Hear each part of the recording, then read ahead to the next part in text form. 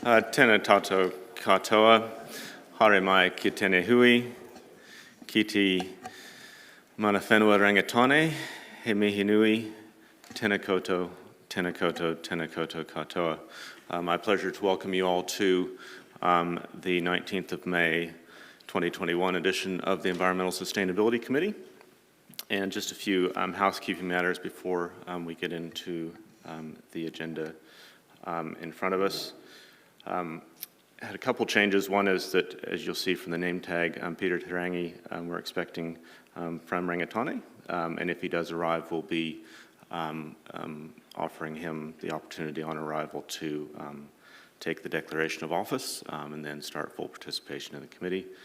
Also wanted to acknowledge and welcome Zulfikar Butt, who's picked up as the deputy chair of this committee with Councillor Rutherford becoming Deputy Mayor Rutherford of recent times.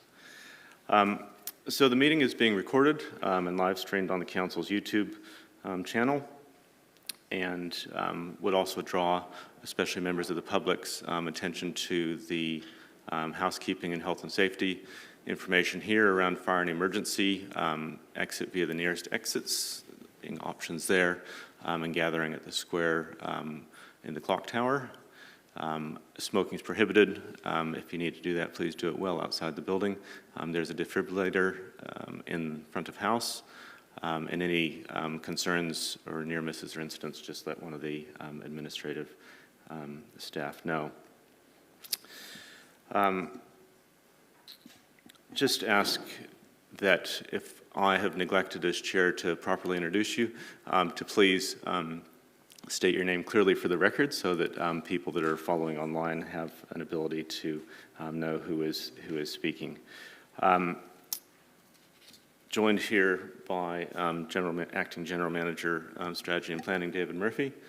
We have Stuart McKinnon, Chief Financial Officer, and Trish, and Susanna providing administrative support with Sarah as well. So with that, I think we're in a position to get into the meeting, and the first item of business will be to record any apologies. We have an apology from the Mayor on council business. Are there others? Councillor Dennison. Thank you, Chair. I have an apology for early departure. Great, thank you. That looks like it. I'll move that those be received, seconded by Councillor Butt, and ask you to vote, please.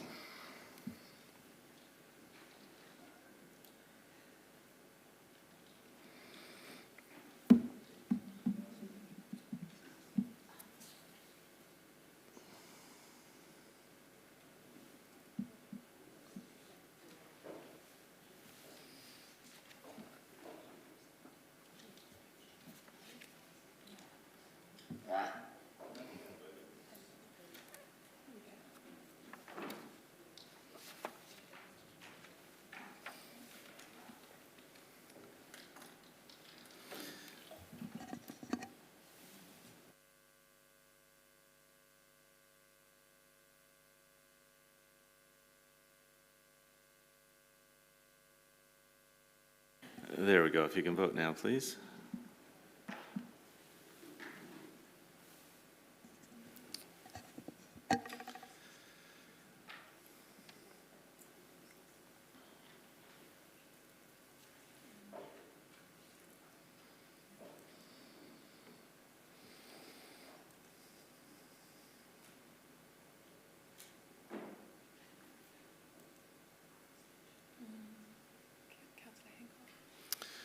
Councillor Hancock, can you just double check your vote, please? My system might be faulty, Mr. Chair. Thank you. We'll get that looked into.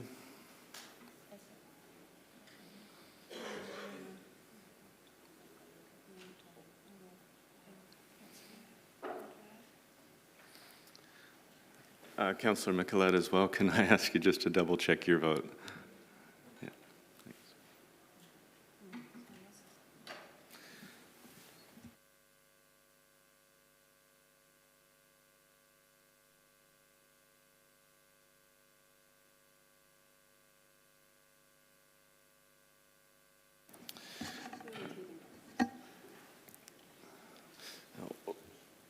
one more try with the technology, and then we'll go to the voices if the technology is not with us.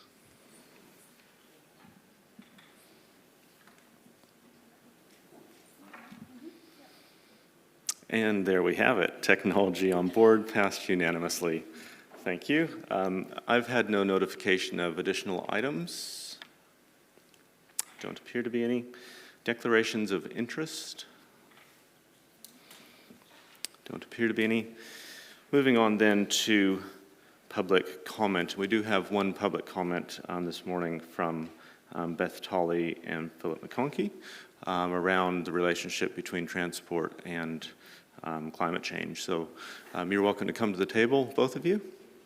And thank you for making the time. You'll have 3 minutes to share with us, followed by any questions. Just so you know, the council officers have circulated the item that you sent earlier, and we have as well just received this item as well, so councillors will have seen those. Over to you when you're ready. Okay. Kia ora tātou. Thank you.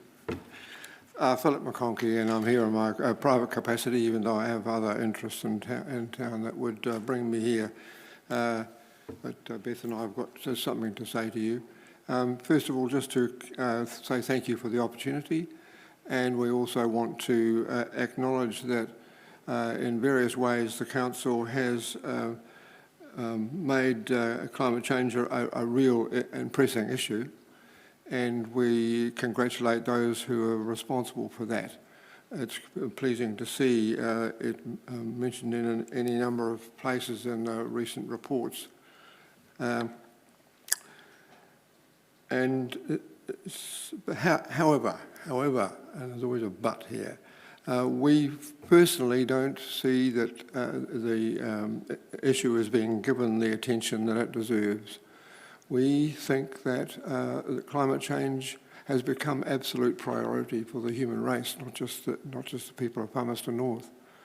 And every day of my life I see evidence of that through the kinds of reading that I'm doing. And we've distributed this morning a report from an Australian think tank which reinforces the view that climate change must be treated as an absolute priority by us all. This report says at one point the world needs to be at zero emissions by 2030 to meet the 2-degree target. The 1.5 degree target that we all know about has simply gone, and there's a number of reports are telling us that. We don't, so that the council's aim of 30% reduction by 2031 falls way short of handling the problem that's before us. So we want your council to really lead, as the leaders that you are in this matter. At the moment, it seems like most of the public are, where they're getting their information from is suspect, at least. But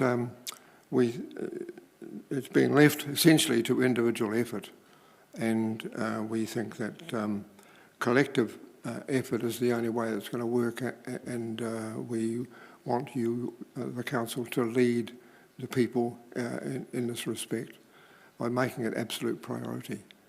Beth has more to say about that. Okay, so we decided we'd try and do something practical, so we picked on reducing car use in the city, and looking through some of the council documents, particularly the asset management plan for transport, it's really obvious that you guys, or some of you at least, are thinking along the same lines and coming up with the ideas that we were thinking of. So that's fantastic. We could sell a lot of the ideas based on congestion and making Palmy a great place for cycling and being out in the outdoors, but our main concern is the urgency of climate change, and we've really got questions to ask you guys. What's stopping, what's blocking fast action? Is it that normal council processes are very slow to kind of get everybody's opinion on board, and that takes several years? Is it fear of not taking the public with you? And you know, we're actually keen to work with you. We don't want to be attacking, and we're wondering how we can be helpful. We both have various community links which we could draw on. Thank you. The timer has gone off and we've Thank sort you of run very- through the 3 Mr. minutes. Chair, point of order. Under Standing Order 2.22.5, the chairperson does have the discretion to extend public comment for a further 3 minutes. Didn't know whether you wanted to consider exercising that discretion. Thank you for that reminder. If you do have a few closing comments you'd like to make, I'd like to have some opportunity for questions as well. So if there's further that you'd like to contribute. I could go on all day. I would actually like to hear from councillors, you know, what do you think about this? Is it an urgent priority for you? How can we help you to lead the community? Great, thank you. Then we'll take that as the comment, and I'll ask councillors if they have any questions.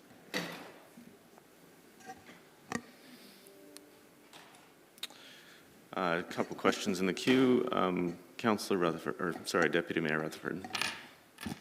Thank you, Mr. Chair.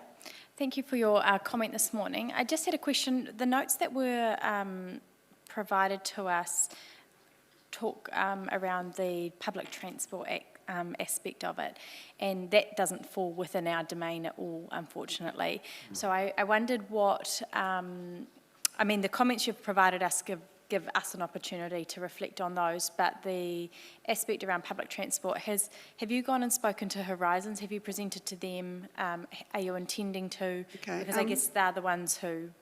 I personally submitted on their transport plan. Our intention is to be in contact with them, but we haven't got that far yet. But we do understand, and I might be wrong here, that the City Council could provide extra money to Horizons in order to fund a really good public transport system. Okay, thank you. Councillor Butt. Thank you, Mr. Chair, and thank you both for your comments. Again, the written comments that were provided yesterday, don't you think that some of your suggestions are not viable or valid for this small city, like providing separate walking, cycling, and car lanes? So some of our streets are even struggling with the cycle lanes only. So what can we do about those streets? Maybe more designated streets for cycling. At the moment, cars are such a priority, and why should they be? They've got to go eventually, and it could make the city a much nicer place to be. So, alternate streets, or I bike regularly, biked here this morning, and I've been thinking we could share, I think, while we're saying that disincentivising people from their cars is an important issue, but many of our footpaths are quite wide, and I think that they could probably accommodate bicycles as well. Thank you. Thank you, Mr. Chair. Councillor Dingwall. Thank you, Mr. Chair, and thank you, Beth and Philip, for coming in and talking to us today. So I guess for me, what I understand of what you're trying to say here is the urgency around the work that we're already doing. Yes. Have I got that right? Yes. And so have you had a look at our long-term plan for the things that we're planning in the future? And so with those kind of things, do you think that we should be doing more of the things that we've already put in there, like cycleways and that kind of thing? Or do you think we should be spending more money on the things that we've already got in there? Do you see what I mean? Like, should we be doing more projects, or should we be spending more on the existing ones? From my point of view, it's about making climate change absolute priority so that everything else that the council does is to be subsumed under that. And if it's given that kind of priority, then I'm sure that we being the people and the council, can work together to actually make things happen. There's no question about my mind about that. We're creative, energetic people, and we could do it. It's just the urgency that we're raising. As we look through the documents, it's like climate change is being attended to alongside all the other responsibilities that council has. we're essentially saying we're at the point now, it has to be first. It has to be first.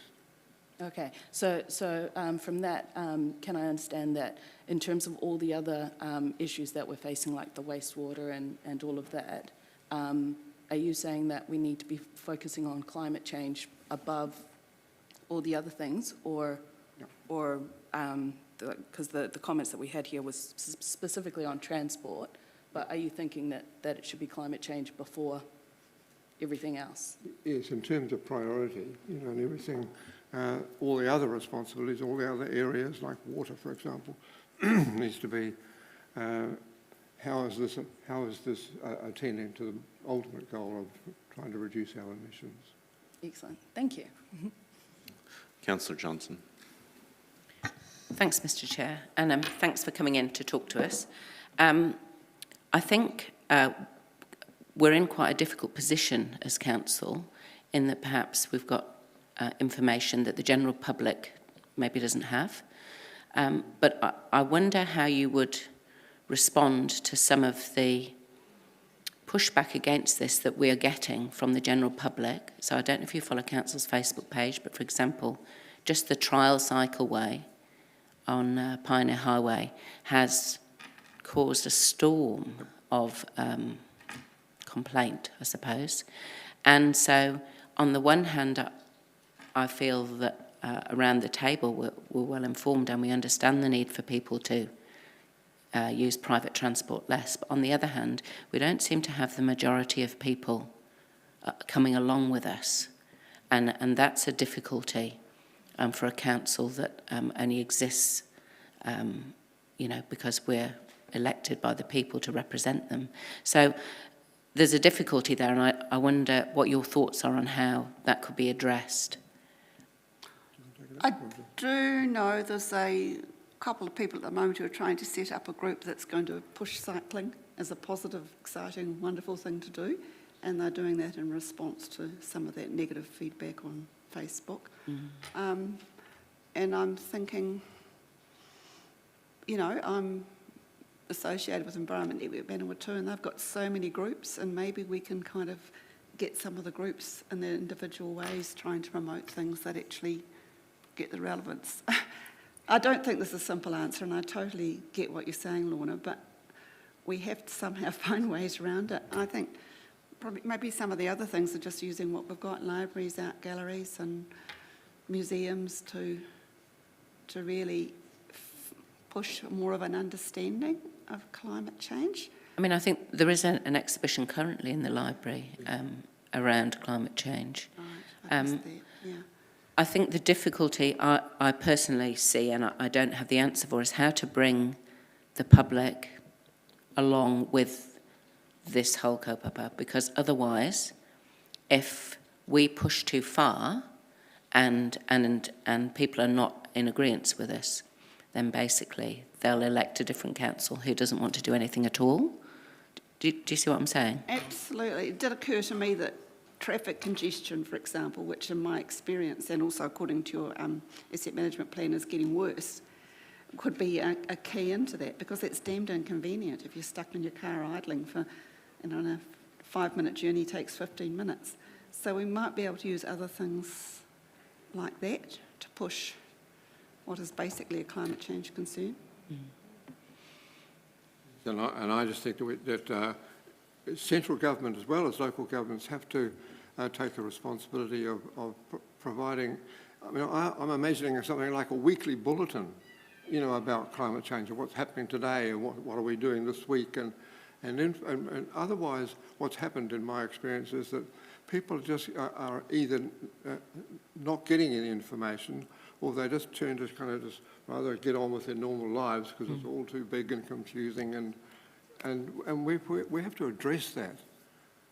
I believe, and I think that our leaders in various forms need to take that responsibility, because at the moment it's at the mercy really of individual kind of interest or intention. Thank you. Thanks, Mr. Chair.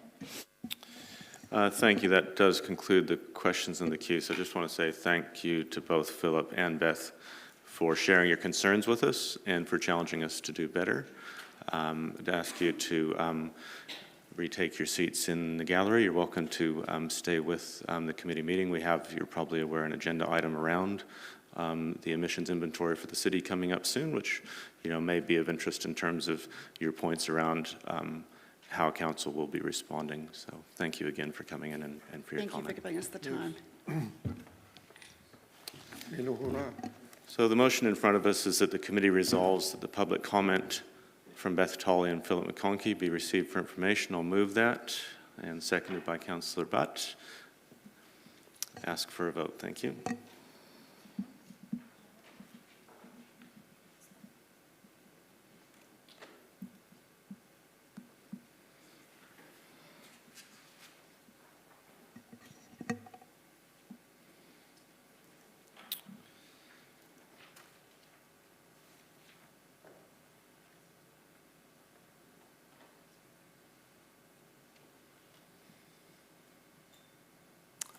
And that is passed unanimously, 15 votes for.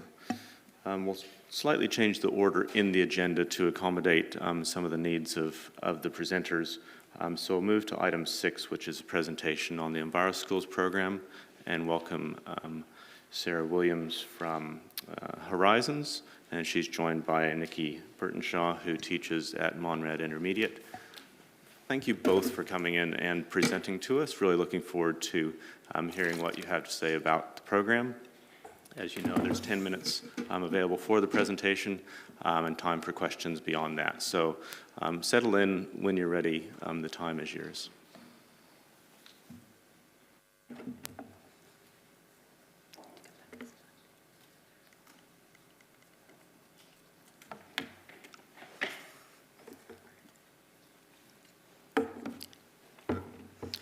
Tēnā koutou katoa. Thank you, Mr Chair, councillors, for allowing both Nikki and myself to come and talk about EnviroSchools in Palmerston North.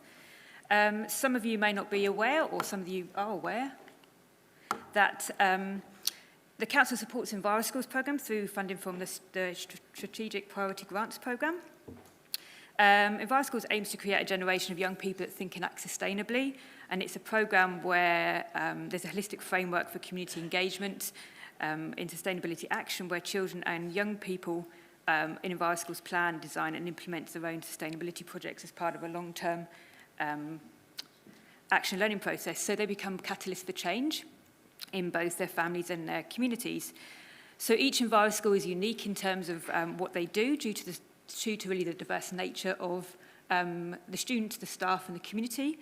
And so one of the really important things about the programme is it's not a one-size-fits-all programme. What is super important and a core component of the programme is that each school has a facilitator who is there to advise and guide and motivate and support each EnviroSchool on their own unique sustainability journey, which is quite different to quite a lot of other environmental-based programmes. In the Horizons region, there are 80 EnviroSchools, which are supported through funding from all of the territorial authorities in the region, which is actually amazing because in other regions of New Zealand, you don't have full support for the programme like we do in this region, which is amazing. So currently this support equates to approximately $72,000 annual investment. With the exception of Palmerston North City Council, all of the other TAs support the programme through long-term plan, as opposed to this programme, which is this council, which supports it through the contestable SPG funding. What's amazing for the new financial year, 2021-22, is that 3 of our TAs are increasing their allocation to the programme, bringing an investment of approximately $89,000 per year as their investment into the programme. Just as a comparison to Horizons, we contribute approximately $90,000 annually in the programme, which mostly pays for half of my job, but also we fund the facilitator professional development, teacher release funding, teacher hui and student hui that we do a lot of, and a few of you, of yourselves who actually went to one of our student hui, a Forgotten Fauna hui back in Tukumaru in April? It was April, wasn't it?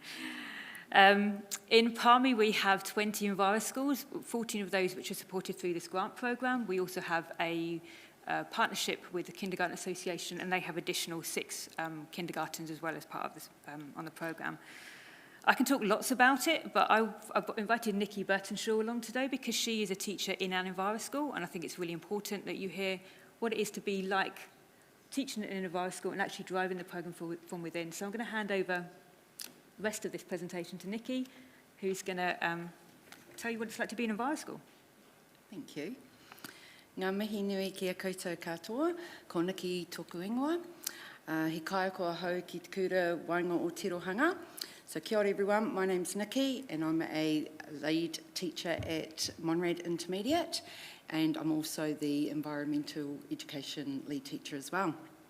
Firstly, the Enviro Schools principles align with our own school values. And so I'm here today to share our journey with Enviro Schools and how they have had a huge impact on our students, staff and community.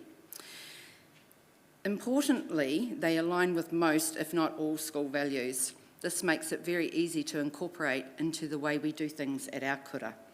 For example, one of our values is Monrad Mana and do the right thing, and this is included in all of the principles because the principles themselves are inclusive. The Enviro Schools kaupapa of teaching and learning together also underpins a whole school approach of which schools are very familiar with. This makes Enviro Schools very appealing and easy to embed at schools. For example, most of our classes have taken on environmental responsibilities to share the mahi and enhance our environment. The resources that are available through being in an Enviro School is superb and of extremely high quality. A great part of the handbook is all of the case studies throughout New Zealand that offer ideas and inspiration of mahi that can be done at any school. The handbook is a complete guide to lessons, planning and activities, a time-restricted teacher's dream book. During a river study, we were able to use the data recording sheets provided rather than teachers having to create their own. An important part of the resource is how it acknowledges the Treaty of Waitangi by embedding the principles into the Enviro Schools program, including tikanga, kawa, karakia, waiata, pūrākau, storytelling and mihi-mihi. I'm not an expert or a scientist, so I'm very grateful to the Enviro Schools team of committed staff. They are the experts, the scientists that bring passion and dedication to all kura.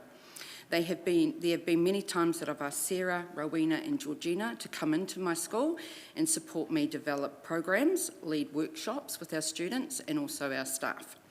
A fantastic day we recently had was a student workshop about forgotten fauna and flora. The students and teachers met out at Kahutarawa Stream and we all learned together about native bats, freshwater invertebrates, tuna and fish, skinks and geckos. We got to meet a lot of experts that the Enviro Schools team had brought in to support their mahi. An excellent part of the day was networking with other schools and listening to their stories and ideas and sharing successes.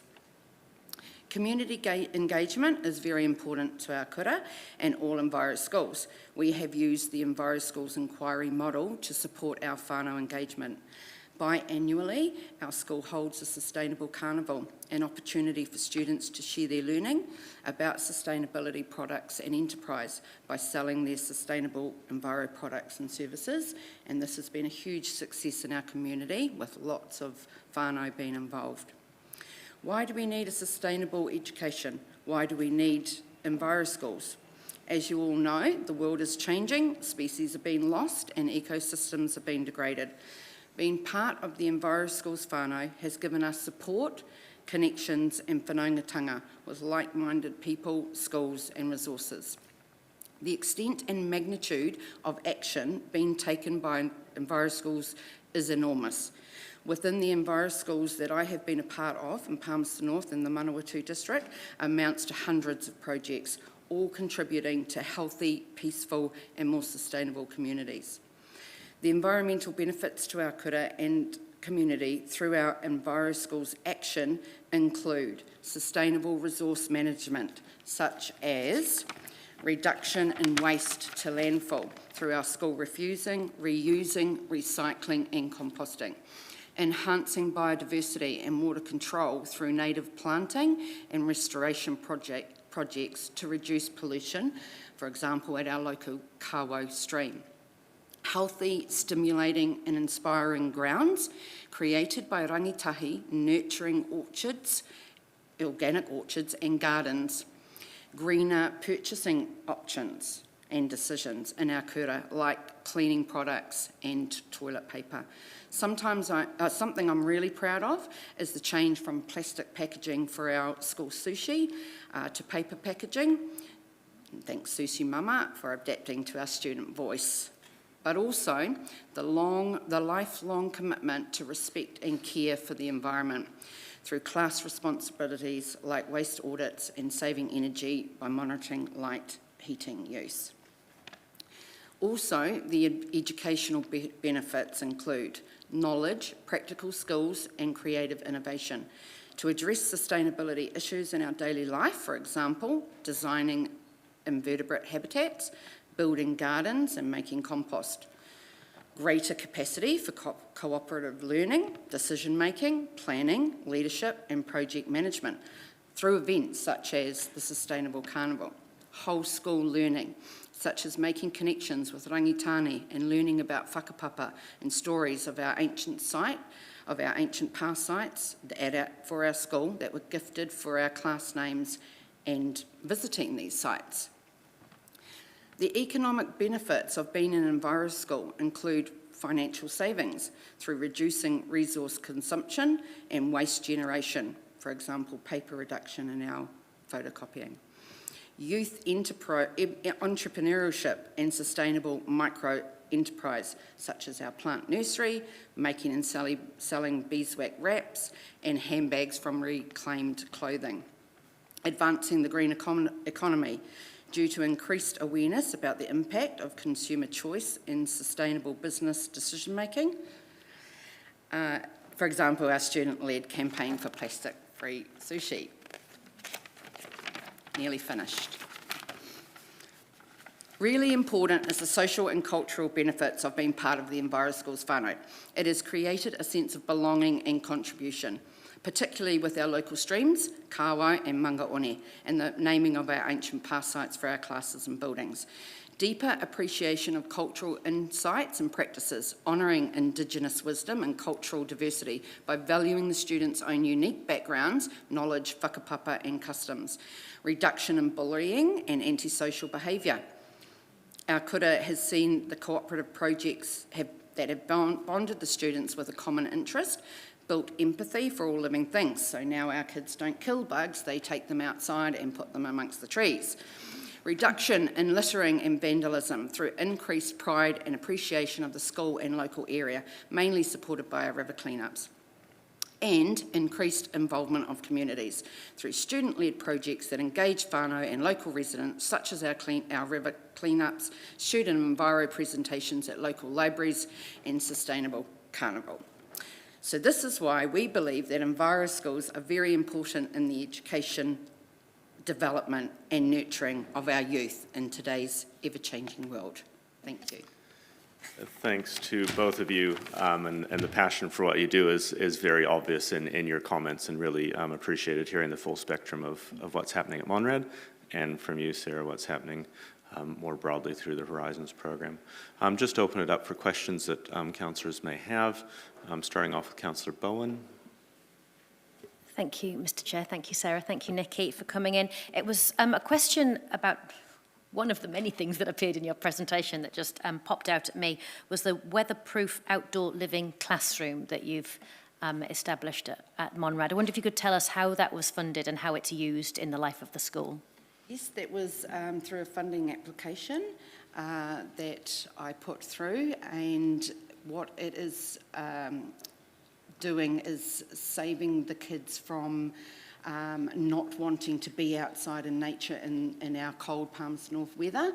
So we've had a few years where, 5 months of the year it's raining, it's cold, it's very windy, and it's a struggle to get, mahi done outside. So what the project was about was being able to provide a safe, warm environment for students to be able to still propagate seeds, carry on working out in the area, planting, and just giving them some shelter and some sort of responsibility in the area. So it is a working space.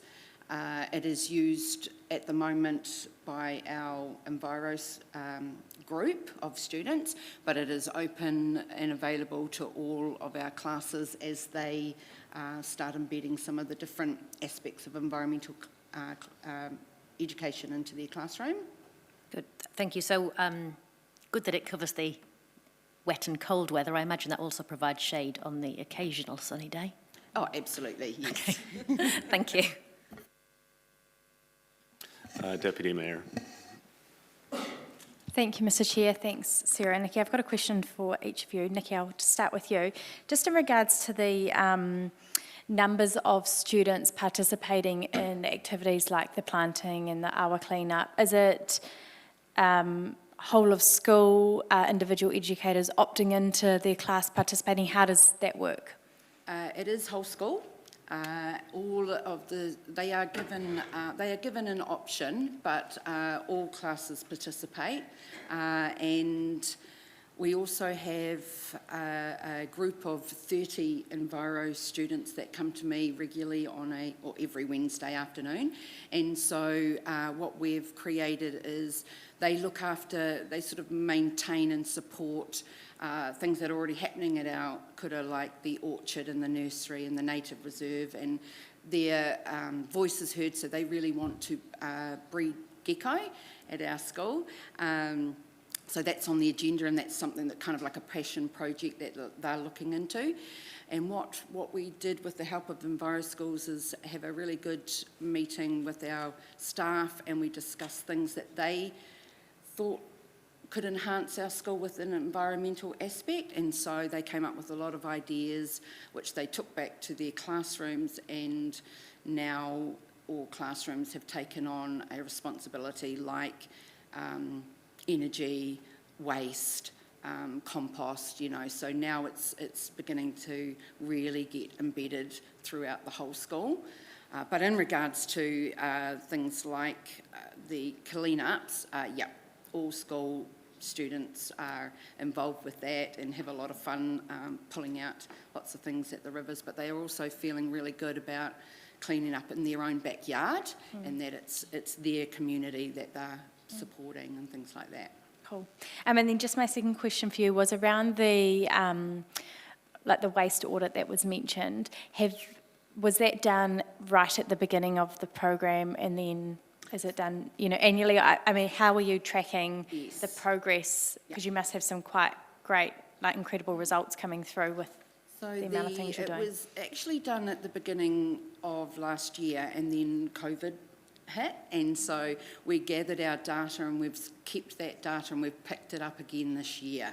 So we're still sort of so a class has taken over that responsibility, and so they are going to, so what happens is each class sort of has a couple of students that are the PO or leaders of the classroom, and then they bring it to assemblies and bring it out to the wider community, school, and so then we start initiating those little programs throughout the school. So we've got some good data from last year, but we still need to work on the next step for those things. Thank you. And then just a question for you, Sarah.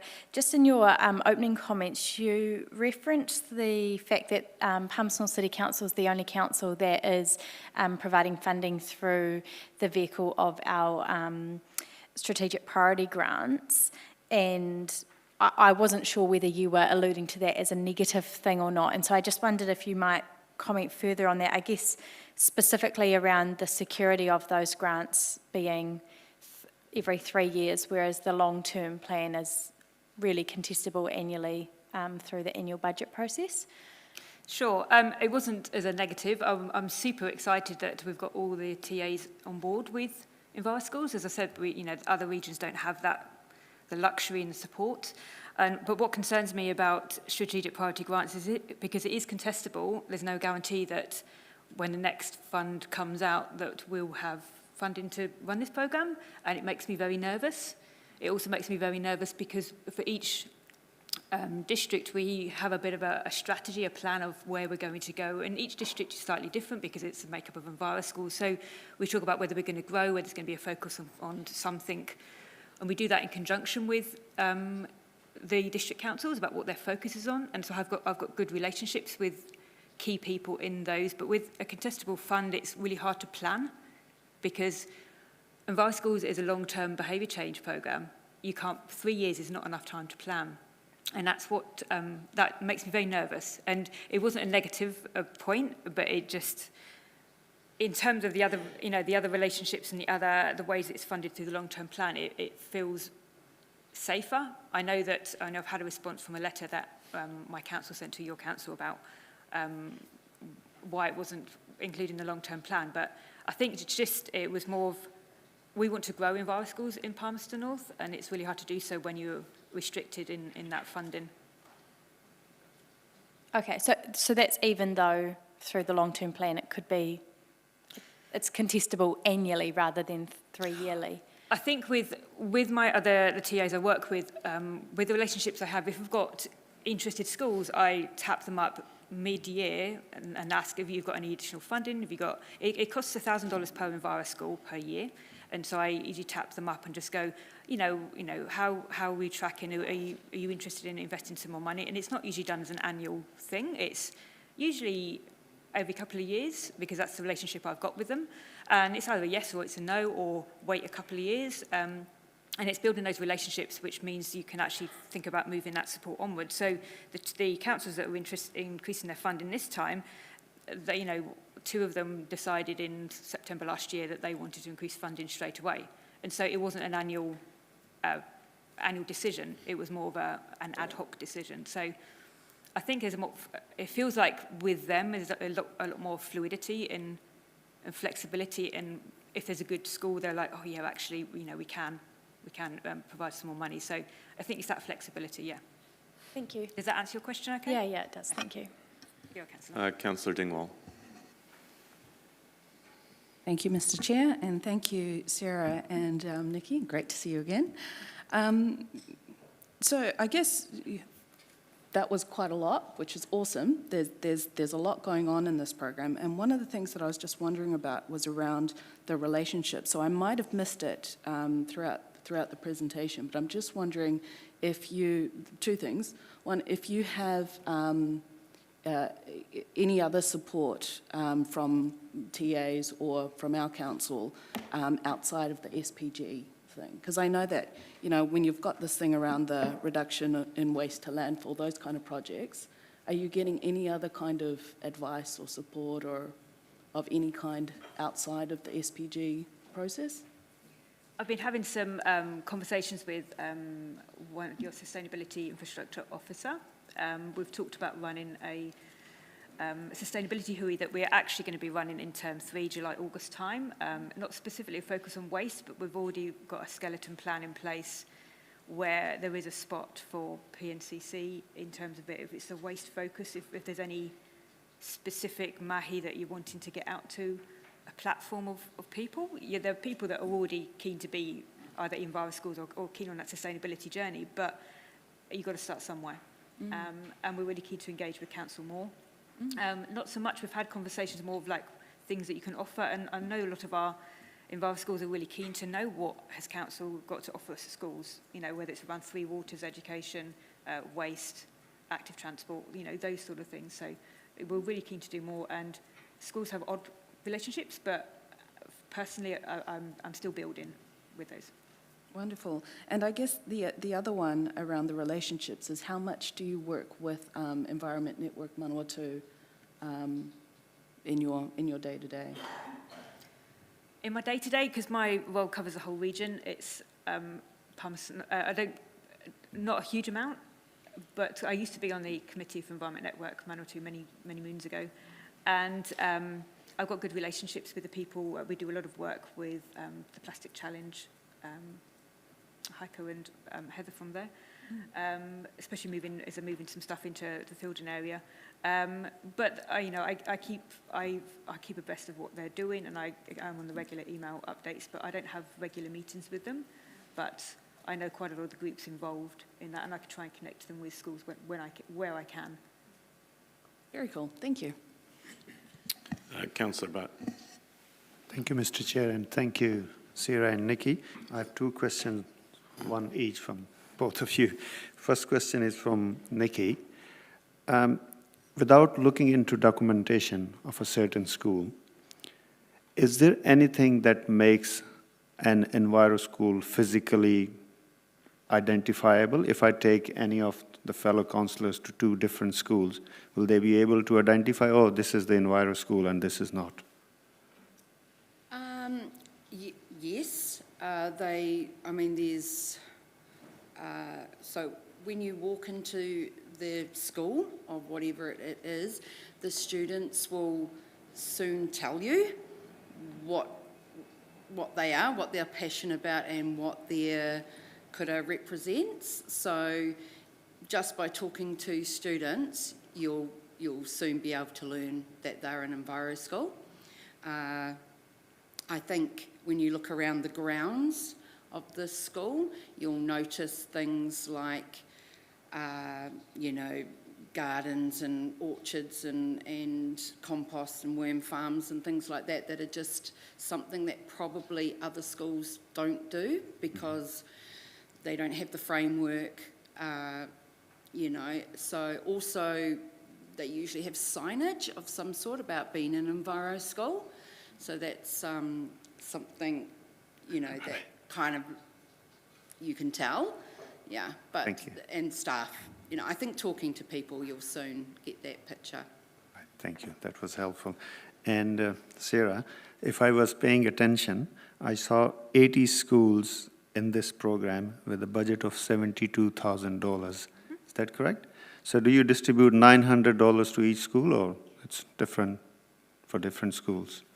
So the 72,000 doesn't include investment through the Kindergarten Association or the investment that Horizons, with our financial partnership with the Kindergarten Association in Palmerston North, has. So effectively 80,000, 80 Enviro schools equates to $80,000, but some of that money comes from Horizons as a funding partner for the Kindergarten Association.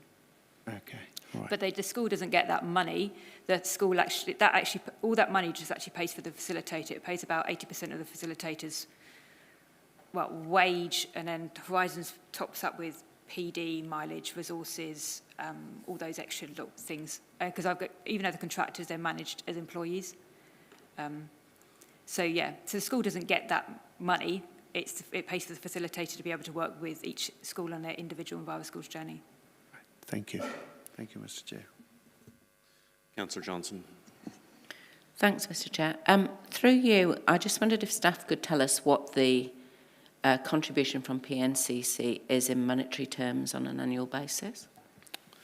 Thanks. We'll see if we can get a comment on that. I don't know that offhand. I'm not sure whether we'd have to get that to you. Are you talking about the SPG? It's $15,000 a year, with, I think it's an inflation each year, I think it is. And so that would support 15 Enviro schools effectively. Okay. And do you have other schools wanting to join the programme? Yeah, we do have a waiting list already, but one of the reasons why we're holding a Sustainability Hui in Term 3 is that because the next round of grants happens, I think it's in the second year, we are wanting to gauge who is interested in coming aboard the programme as part of our application process, but also just to give schools an idea of things that they can do to try and implement sustainability into their schools. Okay, thank you. Thanks. Councillor Michelad. Thanks, Mr. Chair, and thanks, Sarah and Nikki. Great to see you again. I was very pleased to have joined you guys early in April, just to see you guys in action, which was great. My questions actually centered, you mentioned that one of the outcomes for Enviro Schools program is to empower students to take actions on things that are important to them.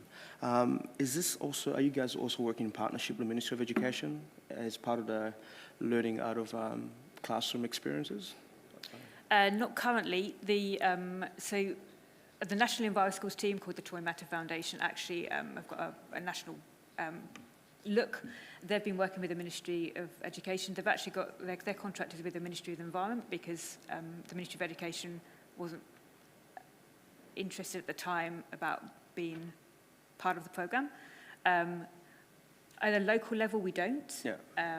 But at a national level, they do have, there is a relationship there, but I don't know what that looks like. Cool. One more question. You also mentioned that, you know, the skills, you know, and the students pick up along the way, and you know, knowledge, practical skills, and so forth, project management and leadership and that sort of thing. Are you able to highlight some of the learning success or experiences that students have actually been able to acquire along the way? Has this changed in terms of behavior or attitudes towards the environment, that sort of thing? Right, sure. So, for example, we have students learn they've had opportunities with drones, and they've had opportunities to use digital technology to share their learning. So there are skills as well. There's learning in developing a garden. There's skills in creating an event for our sustainable carnival, so organising advertising, promotion, you know, they've getting it out to the community. They've had to organise, you know, designing products and services and things like that. So I think that there's a multitude of skills that students are learning through environmental education and working with each other, key competencies as part of the New Zealand curriculum, and learning to manage self and work together, build relationships. There's, you know, on all levels, knowledge about the environment. You know, they're learning about climate change and all those sorts of things. So there's a lot of hands-on work, there's a lot of knowledge going on, and there's a lot of relationship building and personal skills as well. Yeah. Thank you, Mr. Chair. Yeah. And finally, Councillor Hancock. Thanks, Mr. Chair. And look, you've just been talking about sort of the general area which I was really interested in, and that is, post the implementation of Enviro Schools, have we actually thought about trying to evidence behaviour change or emotional well-being changes within students once that's been implemented? Good question.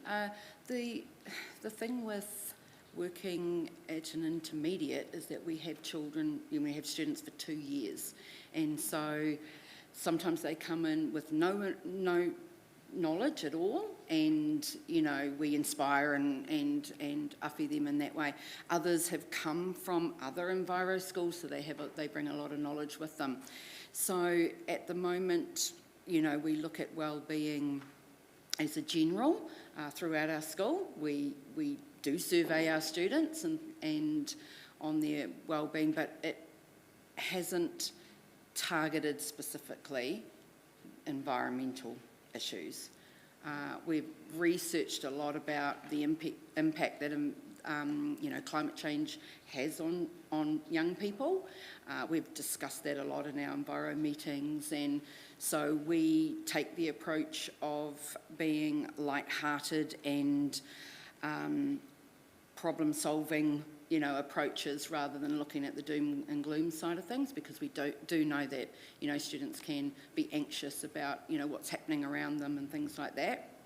And I think with the carnival, for example, is a fun way for them to learn about sustainable businesses, you know, that are out there and are doing a really great job at the moment, and how they could take that into their own life for, you know, jobs in the future, enterprise and things like that. So we take that kind of approach rather than, but no, you're right, we haven't targeted specifically.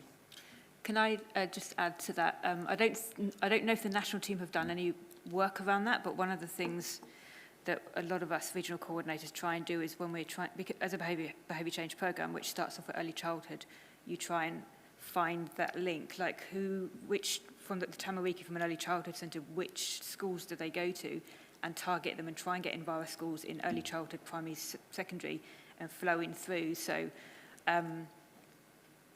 when there's limited funding, that's why we want to be able to, because that's easy to measure, because you can measure a child going through early childhood into primary, secondary, and see where they're changing. Even just at early childhood, you can see that Tamariki are becoming confident and confident leaders at that age, and quite happily would talk to strangers that come in and talk to them about what to put in the worm farm. And so I think that's one thing that we can always, that anecdotally, not scientifically, but that's something that has been seen, is that there's a confidence, because students don't know what they don't know, so they can't care about what they don't know about. So being confident in being able to talk to people and actually become those little leaders is amazing. Thank you, Mr. Chair. Thank you. Great, thank you. Thank you, Sarah. Thank you, Nikki, very much for, again, sharing with us. I'd invite you to resume your seats in the gallery if you like. There may be some comments from elected members that you may want to listen into before you proceed with the balance of your day. But thank you again both for coming in. Thank you. Councillors, in front of us we have a recommendation that the committee resolves to receive the presentation from Sarah Williams, Environmental Educator Horizons, and Nikki Burtonshaw from Monrad Intermediate School on the EnviroSchools program. Who would like to move that? Deputy Mayor. Seconded, Councillor Dingwall. And we'll open it up for any comments. Councillor Johnson. Thanks, Mr. Chair. I just wanted to make some comments around the provision of funding for the EnviroSchools. And I know we've heard before about the concerns that the coordinator has around the funding not being in the LTP.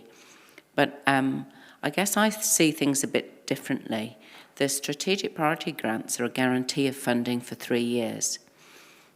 We've seen programmes that have been in the LTP come up for an annual budget, and where the mood of council has determined that there'll be a chop, a lower rates increase, lots of programmes have come on the chopping block and been cut. And we've seen this, councillors, where programmes have come up to be cut that were never signalled that they were going to be cut in the long-term plan, and they certainly weren't signalled in the annual budget that we consulted on. And so my response around the funding is that you're in a much more secure position with a strategic priority grant for 3 years than you are having money in the long-term plan. And we certainly saw last year with the annual budget that there were lots of cuts made in programmes that were not signalled at all through that budget process. So I support the work of the EnviroSchools, but I think certainly from this council's perspective, we feel that the money being in the strategic priority grant gives you a guarantee of that money for 3 years. Money being in the annual budget through the long-term plan doesn't give you any guarantee at all. Councillor Dingwall. Thank you, Mr. Chair. I just wanted to, I guess, say how wonderful this program is and how great it was that they were able to come and tell us all the different things that they're doing within this program. I feel that, these kind of programs they're actually going to make our lives a lot easier in the future. In 30 years, when people are sitting around this table and trying to make decisions about, waste and roads and those kind of things, it'll be a lot easier when people already understand the issues that we're facing around the environment. And so I'm comforted knowing that they are talking with our council about things like a sustainability hui and expanding those kind of things out from the school into the wider community. I think that is really cool. And so I just wanted to say, well done, and I hope that we can continue to work together to get more of this action happening. Thank you. Just to round out by way of comments, again, thank you both for coming in. Absolutely inspiring what happens through EnviroSchools, and astonishing what gets done for $1,000 a school. That is just an amazing amplification of investment into change. So really greatly appreciate what's happening throughout the network. Obviously, you've sparked some conversation around the future and how that's funded, and certainly we would like to see EnviroSchools flourishing in the future in this city. Haven't quite done the maths in my head, but 14 schools out of quite a large number, 70 or 80 in the region, recognizing that we are the population center in the region suggests that we might have some opportunity for expansion in the city, and I think would encourage the EnviroSchools programmers to be ambitious in terms of how they approach that, future.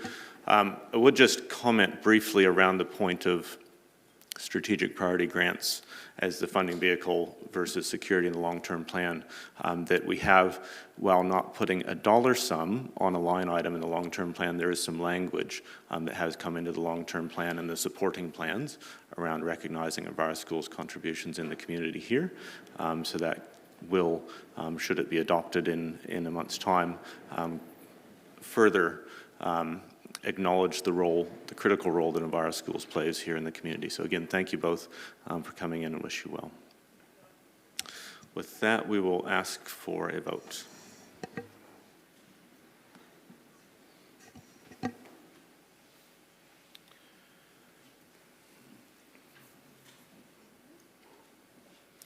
And that is passed unanimously. Thank you both. We'll now move back up the agenda and welcome the team from Alsco Palmerston North here. Steve Barden, the Group General Manager, who's traveled to be with us, and the local manager, Kenny Johnston. Thank you both for making time and priority to be here. Obviously, we've just been in the immersion of the world of schools. Really interested in a perspective from the business world in terms of sustainability and where Alsco is going. So settle in and over to you when you're ready.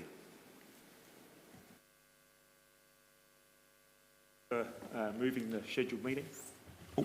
My apologies, the joys of Air New Zealand and some slight delays. Obviously, this morning, hopefully, I can just tell you a bit about Alsco. For those of you that don't know, I know there's some in the room that have more intimate detail, looking at one in particular as a young sales exec about 15 years ago, I think it was, Vaughan.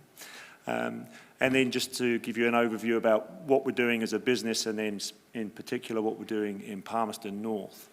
So, you know, our journey of sustainability, I mean, Alsco, for those of you maybe in the past, was NZTS.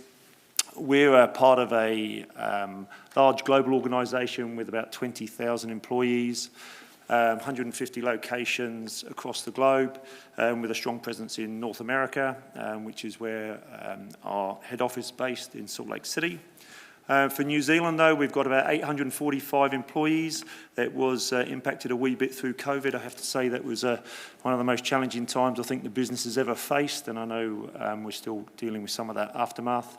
We've got 8 processing units within New Zealand, giving us absolute national coverage, and we've got 14 depots dotted around.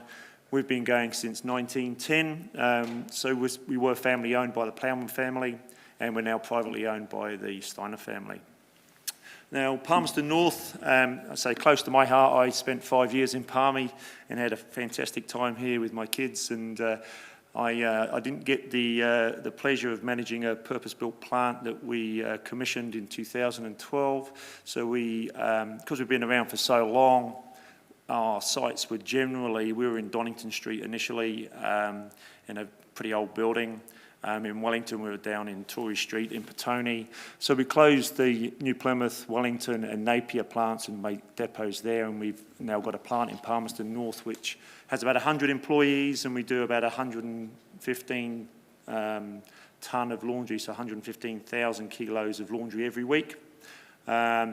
And we supply, obviously we do the allied laundry, we do the transportation for them, but we provide services, so laundry, textile services and washroom solution and first aid supplies to mums and dad businesses through to Fonterra and Kraft Heinz, Goodman Fielder, etc.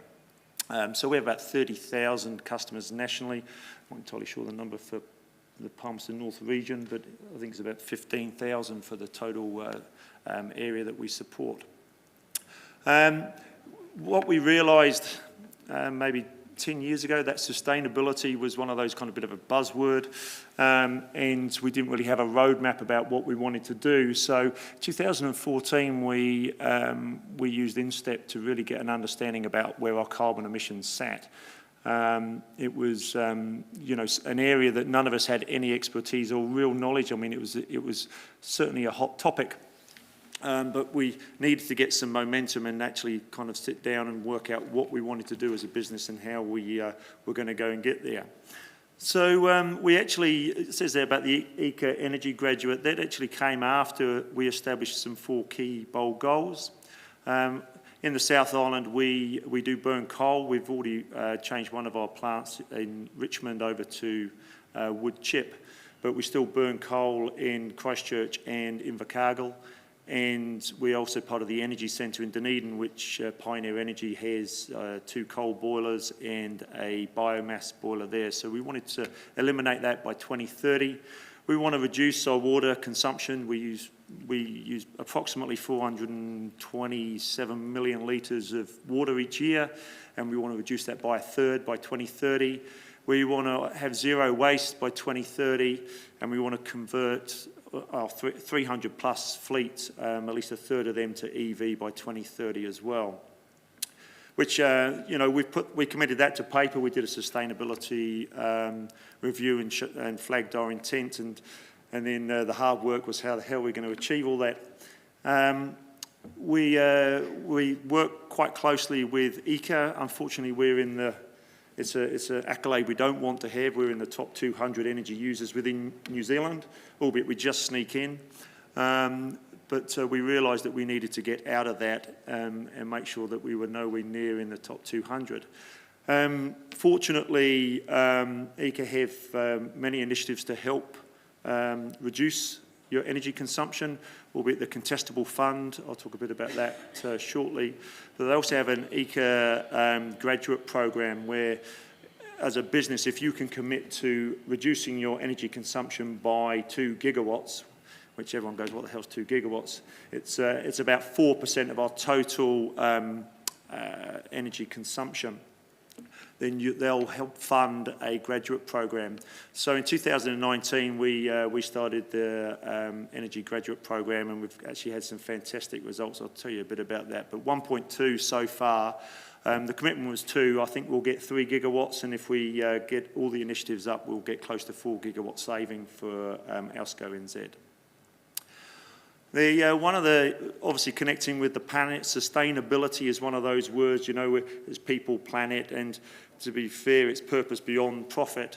So, you know, that coal source, one of the challenges we have is about the calorific value of coal compared to biomass. And in some regions, it's easier than others. We're actually, COVID impacted us a wee bit. We were going to, we had a trial for Invercargill to go across to wood chip, but it just didn't quite work because of the pandemic. So we're reinstigating that over the coming couple of months. See that picture there on the screen? We're pretty proud of that. That's New Zealand's largest electrified vehicle. That's an interfreighter between, goes between Rotorua, Taupo and Tauranga. Have to say, being at the sharp end of the stick, that was supported by ECA and the contestable fund. They gave us about 50 grand. That vehicle is about 3 times the price of a normal freighter, and that seems to be the norm for any EV vehicle, albeit you do get road user benefits. But yeah, being at the sharp end of the stick, it certainly was a hell of a learning curve, and still a learning curve. And you know, whilst we're proud to have that, it's also I think helped the whole understanding of EV and the challenges that are in place in that area. When it comes to water, if anyone wants to come through Palmerston North plant, you are more than welcome at any time.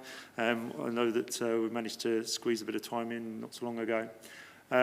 With the reduction of water, majority of our work is a laundry. So let's be fair, you know, the principles of washing clothes, we need water. But we've invested, albeit in Dunedin and in Auckland, particular machine which cost about $2.5 million each, to reduce water consumption by at least half through those machines. Palmerston North already have that machine in place, and we are looking at how we can reduce water consumption even further, and we do have some opportunities that Kenny and I are working through. Zero waste, I'll touch a bit on this shortly, but there's some challenges within New Zealand for zero waste for us. You know, we have hundreds of tonnes of textiles that we need to dispose of annually, because obviously we own all of the product that we wash, or 99.9% of that, so we have to find a way to repurpose that, and there's some technology out there, but not necessarily within New Zealand.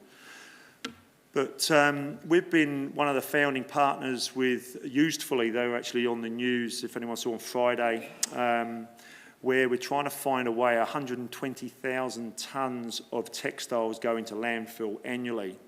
And it's trying to find some ways of actually repurposing that to get back to the original fibre. So rather than cradle to grave, it's cradle to cradle, so we can repurpose that product back. So we've been one of the founding members. We're working with them and with Dean Apparel, who's our sister company that actually manufactures our garments. So we're just trying to find ways to get that cotton and get that polyester and find another use for it. And we have found one, and it goes into roading. We've actually been told that it's I'm not a roading expert, don't profess to be that, but they're saying that when they're putting the textiles into the roading, it actually is a better quality roading material than they normally use, and it means rather than using a virgin product to go into it, it's a repurposed product. Challenge we have with that is not necessarily reusing the fibre, it's putting it into a road, so you can't then recover that product. Little yellow birds, so they're down in Wellington. We're aggregating textile cotton for them at the moment. I think Palmerston North has got at least nearly a tonne, I think, so far, isn't it, Kenny, of cotton that we've sent down to them. Unfortunately, it is being sent offshore, but it's to prove the fact that we can then repurpose that product. We've built in Richmond. I'm just going to fuzz forward a wee bit, actually, because I see a flashing red light, because does that mean I've only got a minute? Gee, goodness me. That's our energy graduate, Harris, absolute godsend. We have people within our business, the lady up there on the screen, Pat, she's 80. She worked with us for 25 years, and then she came back as our ambassador. And we've given away 47,000 sheets to healthy homes, to women's refuge, etc., and trying to find a way that we can, a product that has no value for us but has a value for somebody else. The final one we get to, I just want to get forward to Palmerston North. And I'm happy to share these figures because it's an okay story, but not fantastic, because our carbon per kilo, so you'll see up there, went from 0.458 to 0.7. It just shows you the economy of scale. When we have more stuff to wash, you know, we operated at 33% through COVID. We're an essential service, and it's difficult to be efficient and as carbon neutral as you can with such low volumes. But what it does mean that we have everything, whilst we've jumped up a wee bit, 2.67%, we're actually in a position at this time where for next year the savings will be huge. So we've got some initiatives. So all in all, we measure obviously our litres per kg. As you can see, it's gone up there by 9.44. So that's a focus that we'll need to remove. So for us, we're passionate about sustainability all the time, no, but our intention is to make sure we are as good a corporate citizen as we can. Great, thank you. Thank you very much, Steve. Kelly, anything that you wanted to, or sorry, Kenny, anything that you wanted to add in by way of local commentary before we open up for questions? No, that's fine, thanks. Okay, great, thank you. Just ask councillors if there's any questions. I sense that Councillor Dingwall might have a question, but the technology is not helping. Go ahead. Thank you, Mr. Chair. I've got, I guess, two questions. One, I think, to the staff, if I may. There was a comment there around textiles waste, and I seem to recall we're looking into doing things with textile waste. I feel like that's part of the waste minimisation thing. Can I just get some clarity on that? I certainly are unable to answer that question. I'm not sure whether our Chief Infrastructure Officer is. So the question was, are we doing any work around the reuse of textiles waste? So the presenter talked about putting textiles into roads, and yeah, whether there's anything, it might be a report back, I'm not sure. Through the Chair, I can report back in more detail, but generally speaking, our roading in particular is constrained by New Zealand standards that NZTA implement. And they work on the Australian road standard. So we've tried, certainly I've tried in various roles to try and get different material recycling into the roading specifications, but that is a process that requires NZTA engagement because we have to build our roads to their standards. Thank you. Sorry, just with that, so that was that side of things, but I feel like we were also having discussions around in that minimisation plan around removing the textile waste from landfill and trying to figure out some other plan for it. And I'm just not sure if that's still happening or is part of the waste minimisation plans that we've got going ahead. Through the Chair, I would have to get back to you on that. That's not something that I've come into the detail of yet. Cool. And my second question for you is there anything else that you think our council could be doing to sort of support sustainability with businesses in general? Yeah, hey, I'd love, actually, there's an opportunity at the moment with Fuso and eCanter. You could help support us making Palmerston North the electrified hub. You know, the vehicles are 330,000 each instead of 90,000, and they want someone to trial that, so if you could support us on that, but that's probably being a bit flippant. The waste minimisation, if there was an opportunity for councils to get on board with, you know, we've got our finger in about 4 or 5 different pies for reusing the textiles, and we've been, initially we got critiqued that did we have too much spread, but we're not sure which one's going to work the best, and the more people that can get involved and more like the council, etc., I think it will get more momentum.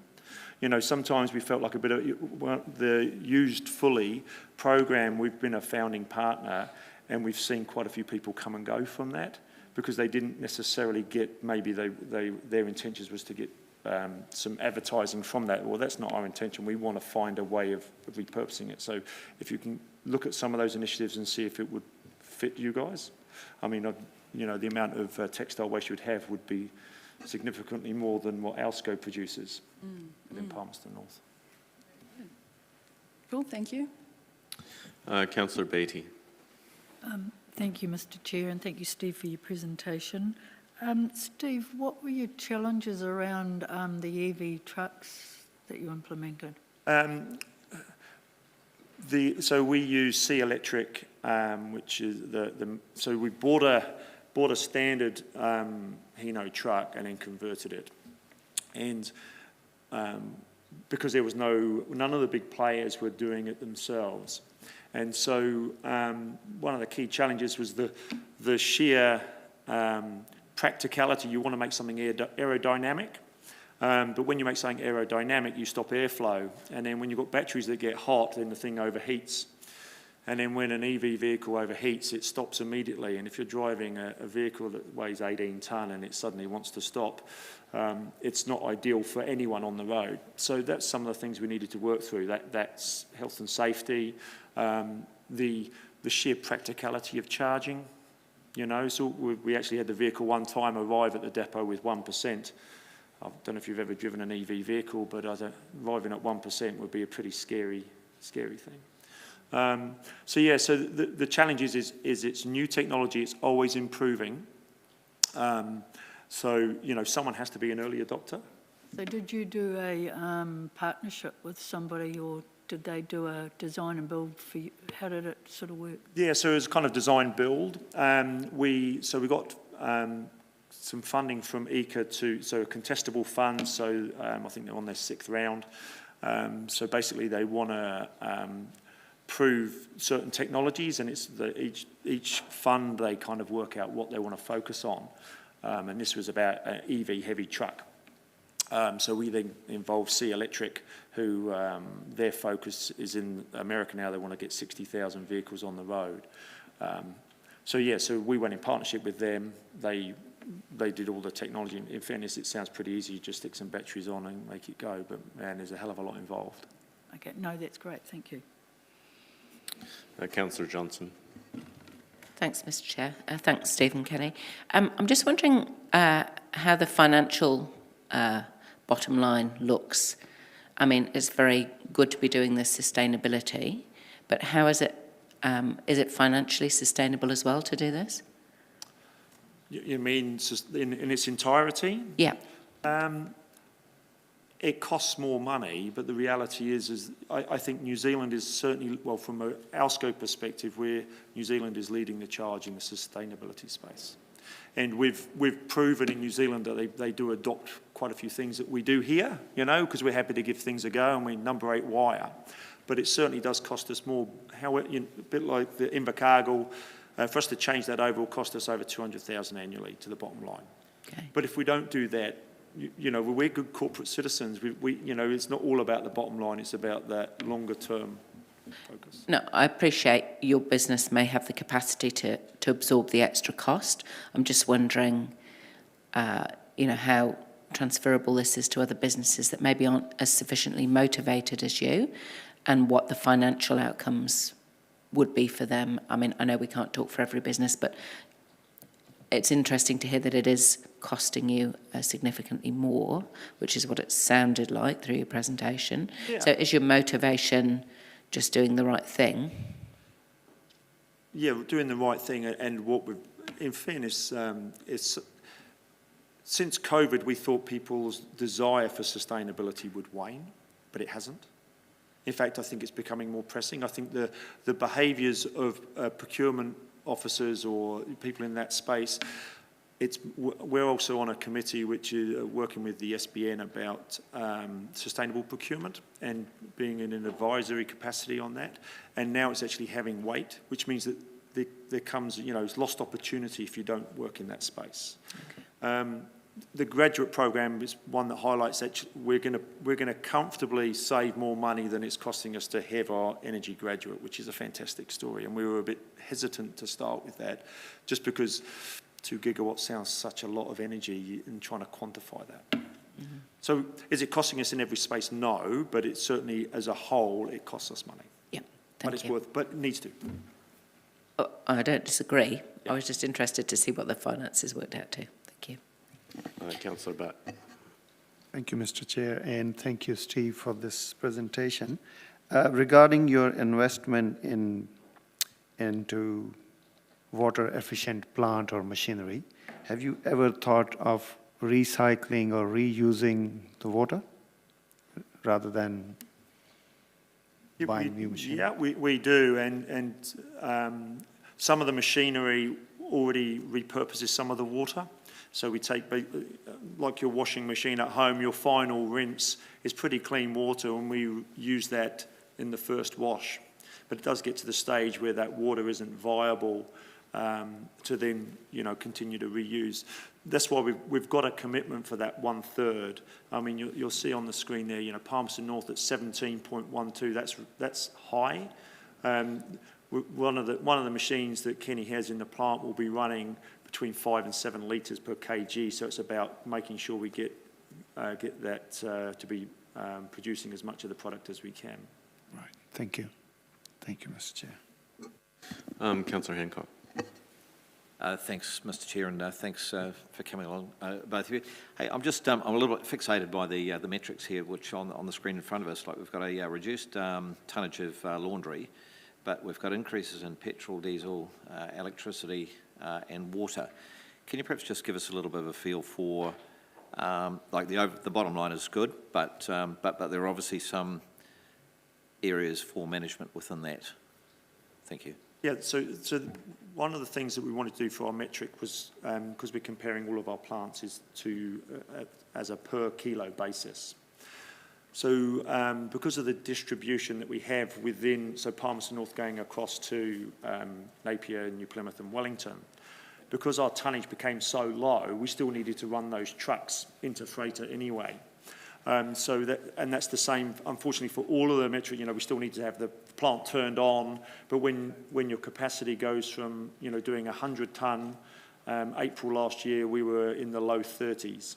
So instead of 100 tonne, doing 30 tonne of laundry. So that's why those metrics swayed, because we just didn't have the volume coming in the plant. Does that answer your question? Or? Thank you both. Just a couple final questions from myself.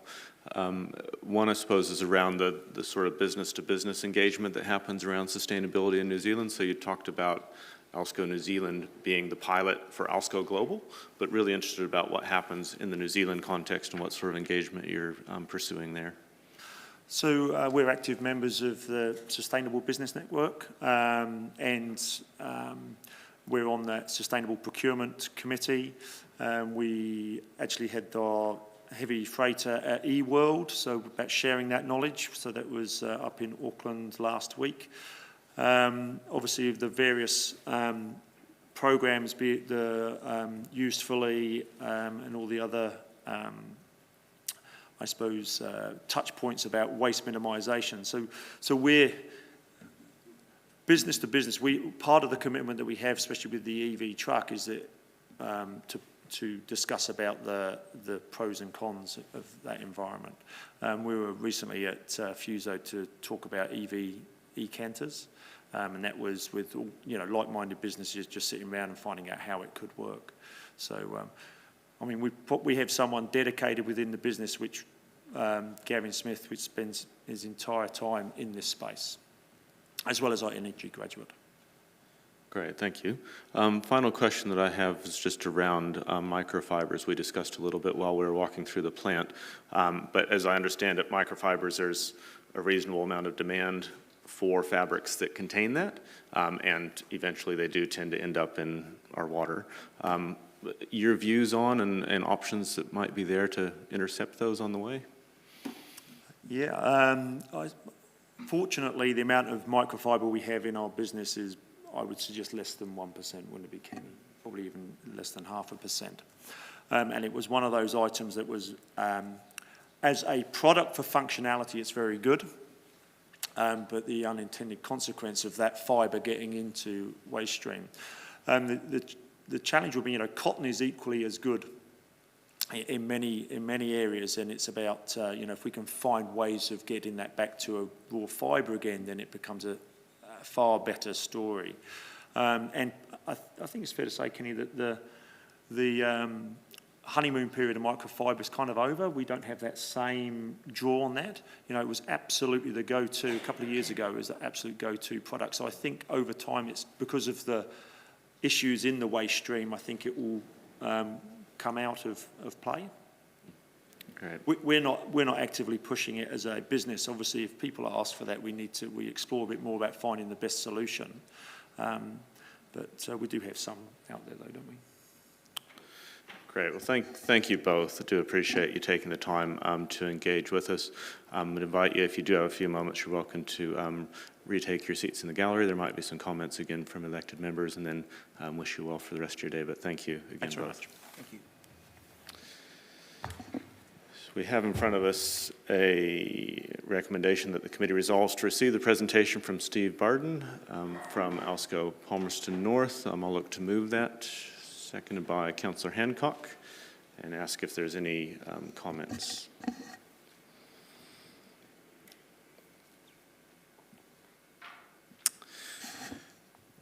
Doesn't look like there's any yet, so I'll just kick off to say, again, thank you, and some big numbers there and some big challenges that you're working through, and it's really helpful for us as a council to understand what some of the bigger businesses in our community are committing to and facing around achieving sustainability.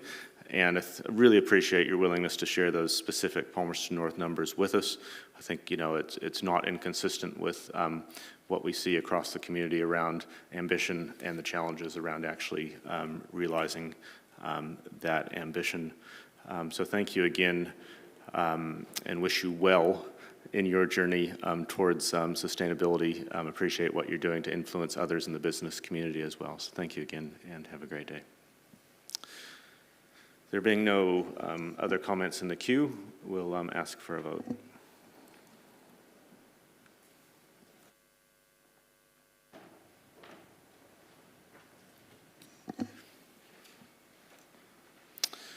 And that is passed, 13 votes in favor, 1 abstention. We'll break now for morning tea and come back at 10 to 11.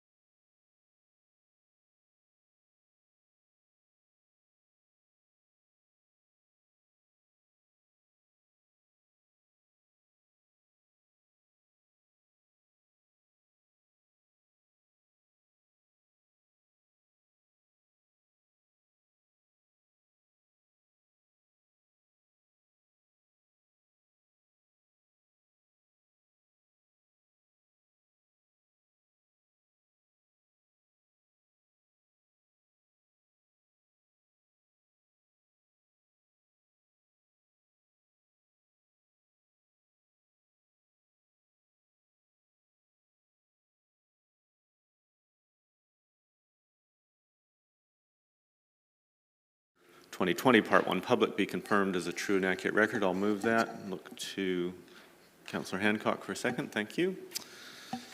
Any corrections? There being none, I'll ask for a vote.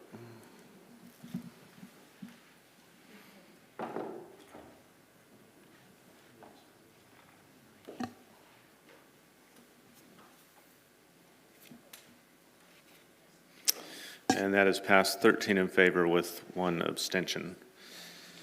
That takes us to item 8, which is the 2020 Citywide Emissions Inventory, presented, as I understand, by Adam Jarvis, the Senior Climate Advisor. So I invite Adam to join us at the table and look forward to your presentation of the report.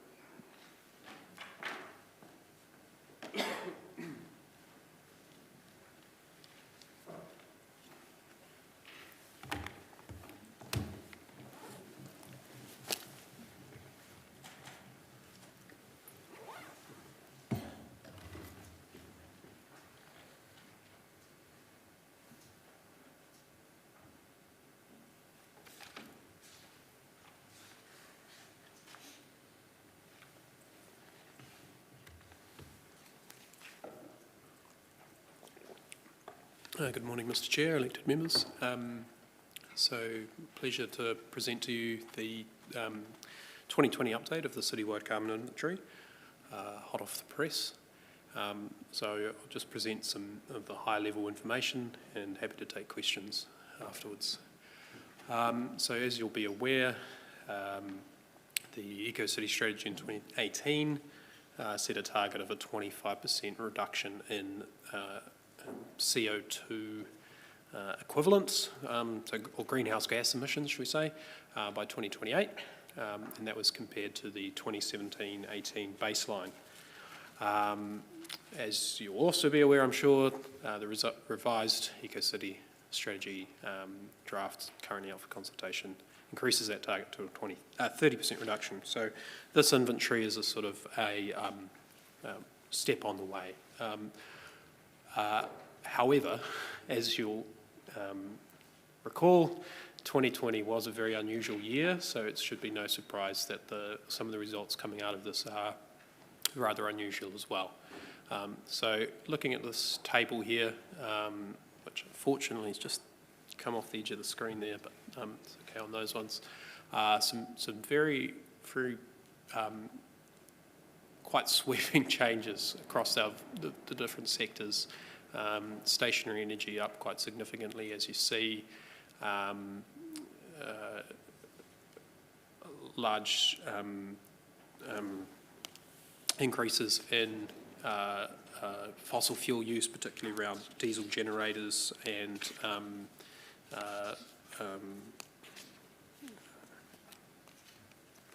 excuse me.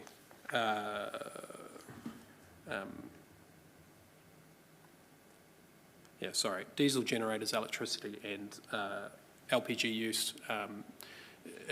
I've offered some comments in the memo itself about potentially why that's occurring. It's impossible to say with any true accuracy this is exactly what's occurred, but given the circumstances around lockdown, that's broadly in line with the sorts of trends that we'd expect to see. Furthermore, moving on to transportation, same kind of story. Obviously, there was a period there of about 2 months where vehicle use was very low, or at least private vehicle use, freight continuing on much the same as it always has. But what we did also see was that some of that reduction that occurred during the depths of level 4 and level 3 was counterbalanced by an increase subsequently thereafter with some pent-up travel demand. Waste increased quite substantially, and that was, we believe, mostly down to the fact that recycling was temporarily halted under level 4, so you see that a large spike there. Moving on to industrial processes, heard briefly from Elsko here, but it kind of sets a bit of context for that. But Also understanding that there's a lot of maintenance, planned maintenance on refrigerators and other storage units for highly potent greenhouse gases was deferred, and thus a fairly significant increase nationwide in that category.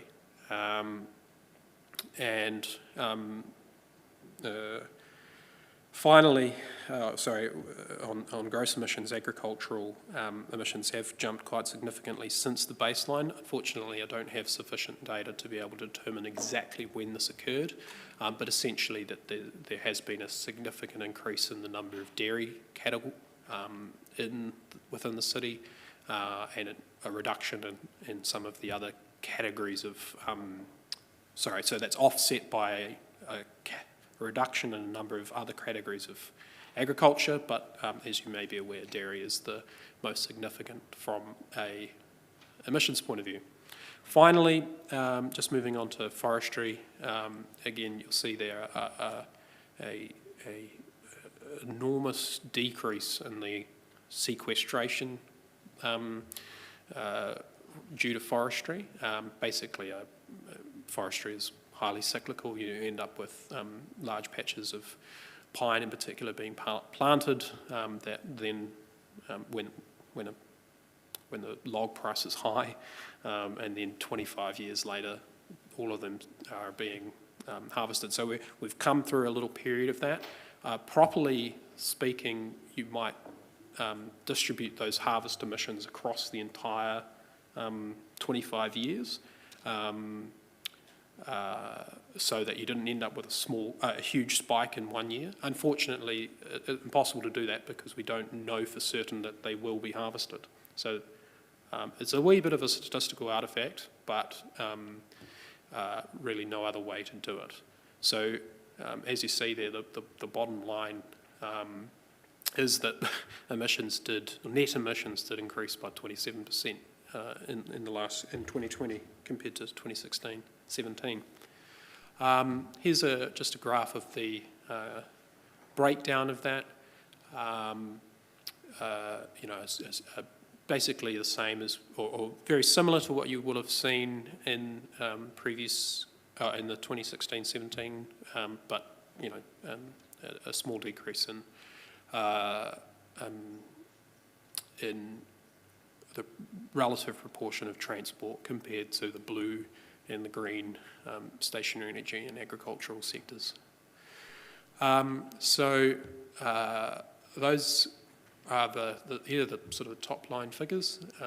An increase in gross emissions of roughly 70,000 tonnes per year on a per capita basis, given that there has been population growth over that time.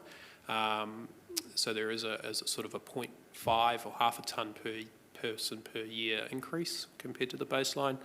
And then just looking at on a GDP basis, there was a slight increase on using that metric as well.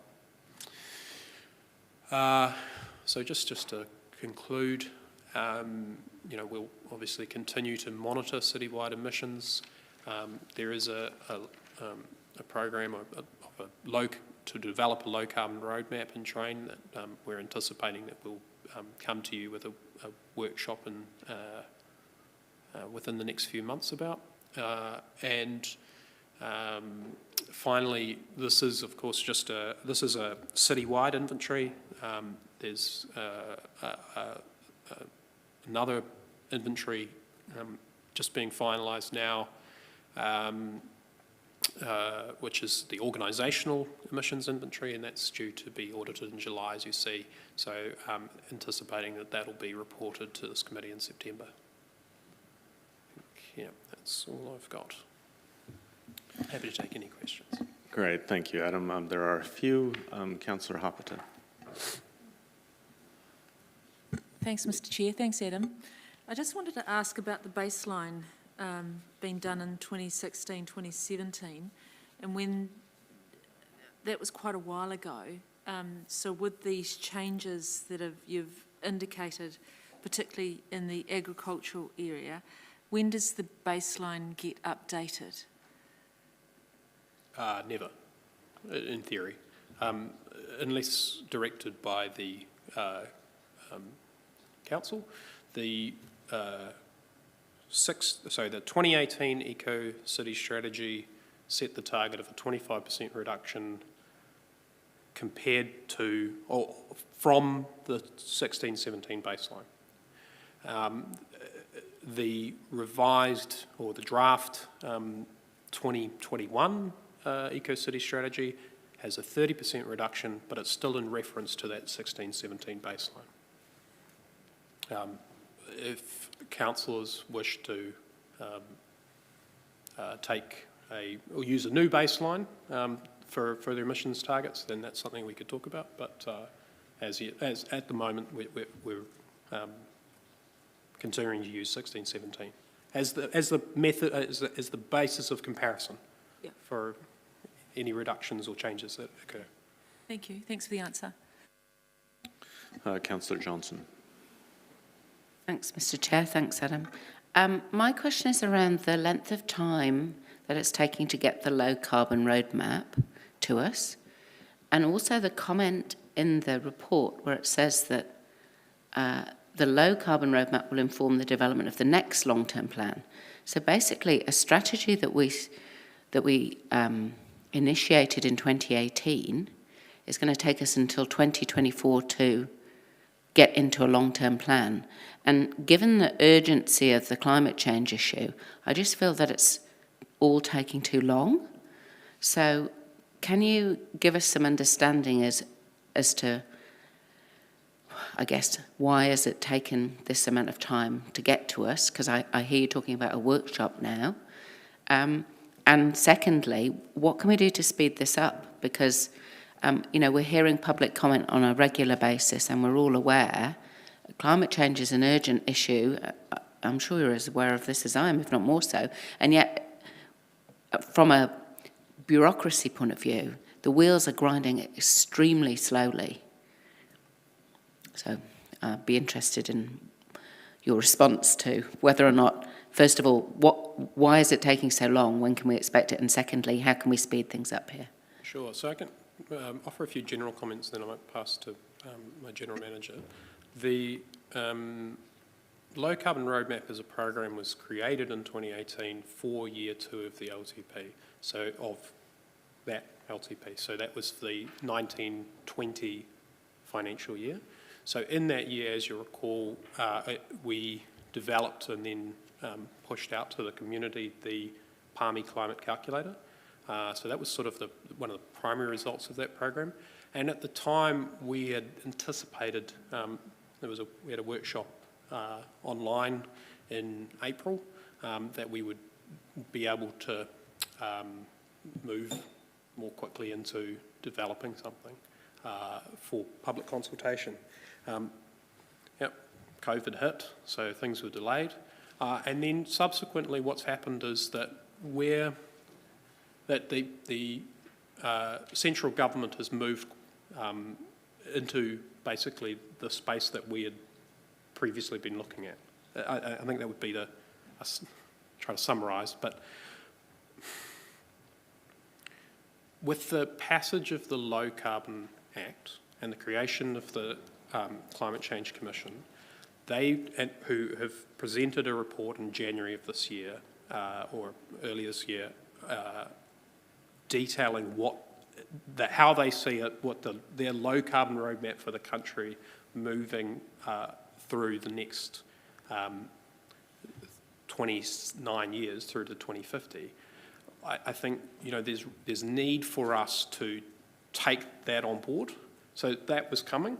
We need to understand what's happening at a national level, and then develop something that operates within that context locally.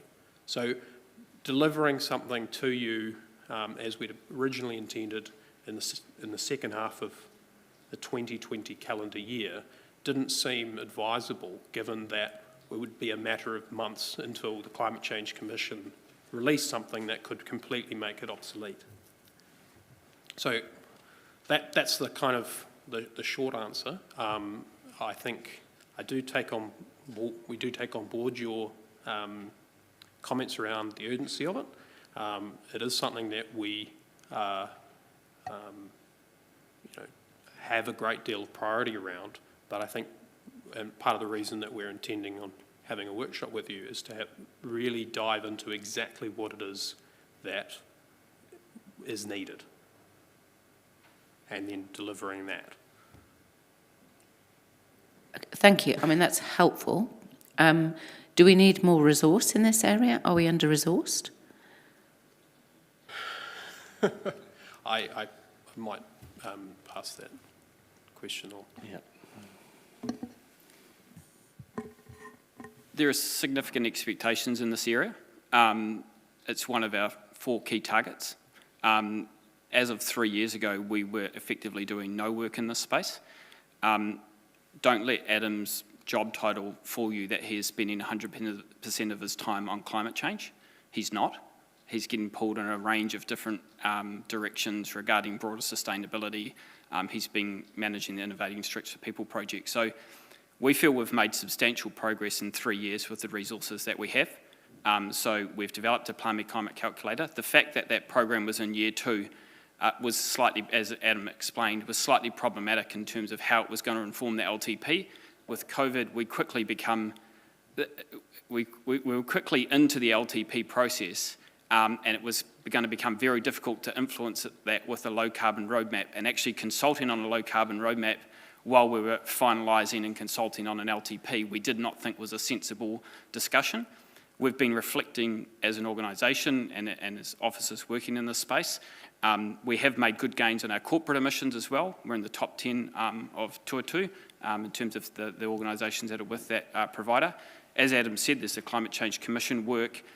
We're also observing how the community is responding to changes that we will need to make to drive further reductions in emissions, which was discussed earlier this morning. So there has been good progress. Yes, there is not a draft low carbon roadmap yet, but we're suggesting post LTP, we have a workshop with the councillors to say, well, this is what you're currently committed to, this is what the government is doing, this is what you could do more of. However, these are the challenges associated with this, and this is what we now know in terms of our emissions and the way people are engaging with the Palmy Climate Calculator. So while there is no draft low carbon roadmap, there has been significant progress with the resources that we have available to us. Thank you, David, for that sort of contextualising of it. I guess I still haven't really heard the answer as to whether or not we've got enough resource. Maybe the answer is we don't have enough resource. I mean, given this is one of our priority goals as a council, to reduce carbon emissions, not only for ourselves, which I'm pleased to see there's been progress on, but for the city, do we need more resource to get this done? I'll answer it in this way. When we first had the first cut of the year 1 rates, when we first discussed it with councillors, was at 24%. Mm-hmm. There was an additional resource within that an additional resource to support the work that Adam does in climate change. That got cut out? Yes. Okay. All right, thank you. That's helpful. Councillor Butt. Thank you, Mr. Chair, and thank you, Adam. I have 2 questions about 2 different sectors. Number one, it is not clear that are we talking about the city map or city boundaries when we report these inventories? Yes, so this inventory here is citywide and as much as we can within, as near as we can make it to within the boundary of the PNCC Rohe. So Ashurst, Bunnythorpe, Longburn, okay. So on. But as you might appreciate, it's very difficult to determine exactly where some emissions have occurred. Somebody could buy petrol in Bulls and but live in Palmerston North, use it here. No. So the reason I'm asking this question is, I'm a bit worried about where is that 37% increase in agricultural emissions, and it says that a number of dairy farms have been opened and more dairy animals. So I was just wondering, are we really considering the city boundaries, or are we going into Manawatu region? So the overall number of animals within the city has increased slightly, but is relatively level. It's really just a conversion of sheep and beef and other animals into a higher number of dairy animals in the city since 1617. And that even may be transient, but to answer your question, that data is at the TA level, at the city boundary level. Okay. At least as reported to us. Okay, thank you. Second one, because the forestry, to me, is causing almost double the amount of emission that is due to electricity use. It's really concerning. Do we know how big was the area that was cleared for that energy farms that has created this emission? So this is actually, there is a very small reduction, or there is some element of reduction in the native forest sequestration as a result of the wind farms. But most of that clearance was of scrub at the top of the range. The majority of what you're seeing there in terms of total harvest emissions is just the cyclical harvesting of commercial pine plantations. So, and this is national methodology. So as the pine trees grow, they're sequestering carbon, and then right at the end, when those trees are cut down, we have to account for all of the emissions associated with that reduction, the change in land use and everything in that 1 year. So properly speaking, it should be viewed as something that would be amortised across all 25 years of that tree's growth or that block's growth, but we can't know ahead of time, because sometimes they'll grow for 30 years, or sometimes they'll just be left forever. So instead, we're forced to account for the harvest emissions within a single year. So what I've tried to get at in the report is that we believe this to be almost certainly a one-off, and really just a sort of a statistical artefact of the methodology that we use nationally. So when this report is next presented, the expectation is that we would see forestry emissions as probably roughly similar to where they were in 2016-17. All right. Thank you, Mr. Chair. Councillor Hancock. Thanks, Mr. Chair, and thanks, Adam. Look, the emissions targets are not contextualised in terms of population or economic growth. I just wondered if you've got any comments to make around sort of perhaps how the targets could be revised so they're actually more meaningful. So as you saw in my slide here, we have we can cut the emissions inventory up any way you like in terms of different metrics. As per capita there's emissions per $1 million GDP. That's we can set targets on a per capita basis. We can set targets in terms of a per economic unit basis. Council thus far has set targets on an absolute basis, and so that's the way that we've been proceeding. But it's really over to council how they wish to do measure progress. One more question. So just in terms of like the various components that fall within that table, with more resource, would we be able to take a deeper dive in terms of actually understanding what those increases, or what contributes to those increases?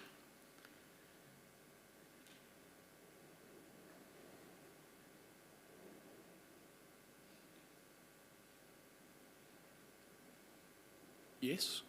I guess it's not a question. You're probably going, in terms of understanding exactly why a particular line here has increased, you're starting to move away from a desktop exercise of collating data and into really trying to understand exactly what's happening across the entire city.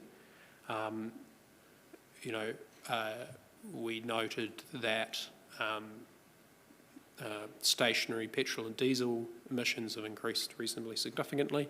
In terms of understanding exactly why, I think you need to begin to, look at surveying businesses in terms of, their usage and what the drivers behind that change in usage would be.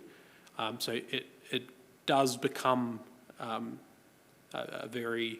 it can become quite an expansive task quite quickly to really understand, because ultimately emissions are just the result of city activity, people breathing.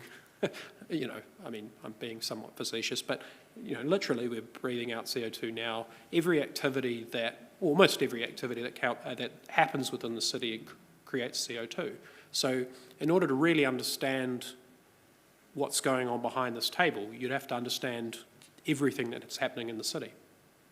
But to be more to the point, I guess if there were particular areas of interest that council was looking to take action on, then then we could investigate particular areas. I think, that would be obviously a significantly more manageable task.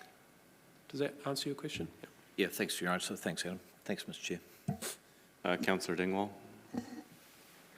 Thank you, Mr. Chair, and thank you, Adam, for this report. I have a few questions, but I'll try to simplify. One, just following on from Councillor Johnson's comments earlier around resourcing. I'm just curious on what the process is around that, because I feel like as a councillor, I've been seeing, delay, but I haven't actually seen a point at which we've said, look, we're not going to be able to do this by X time because lack of resourcing.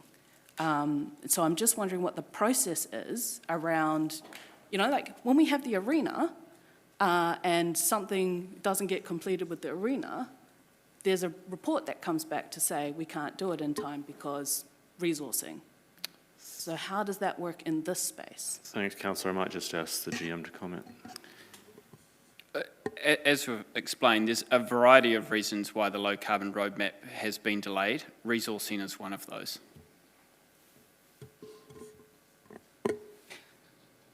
So in terms of the process then, if we had a situation where resourcing is the issue, is there a process that staff can come back to council to say, this isn't going to get done by X time because resourcing? So a program was initially put up, as I said, for an additional resource. The reality is the LTP steering group was not prepared to discuss a 24% rates increase, so cuts were made.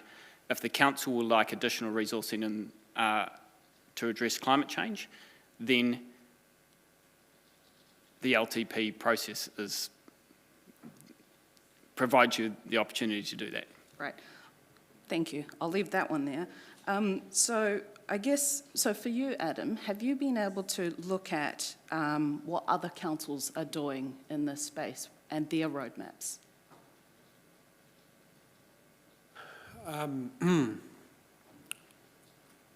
So as far as 2020 is concerned, I'm not aware of any other councils that have yet published an inventory. There is a significant delay between when things happen and when data becomes available of that happening, then inventory being able to. So I can't compare this here with other councils as yet, although we'll certainly look to do so. I think in terms of roadmaps or action plans, obviously there's a wide array of different approaches taken by different councils across the country. We meet regularly as officers to discuss these things, so I guess the answer would be yes. But we operate within a particular environment. There's particular drivers here that are unique, so we're progressing as best we can. Okay, and so I'm just thinking about that. I know that Auckland released they're calling it a roadmap. I don't know if what the difference is between a roadmap and an action plan, to be honest, because I haven't seen our roadmap. But Auckland released one as part of their long-term plan discussions as well to help inform that, and we didn't. So I suppose my question around that is how, in terms of process and in terms of trying to get action happening in here, how does that work if we have submissions from people saying they want more action and they want more urgency, but we don't have that plan yet when we go into our deliberations? What's the process there?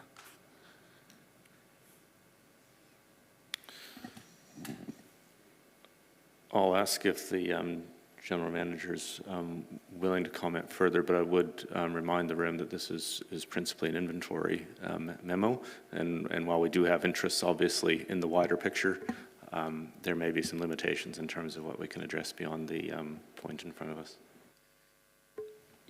Yeah, the response and the deliberations on the LTP submissions will happen in the coming weeks.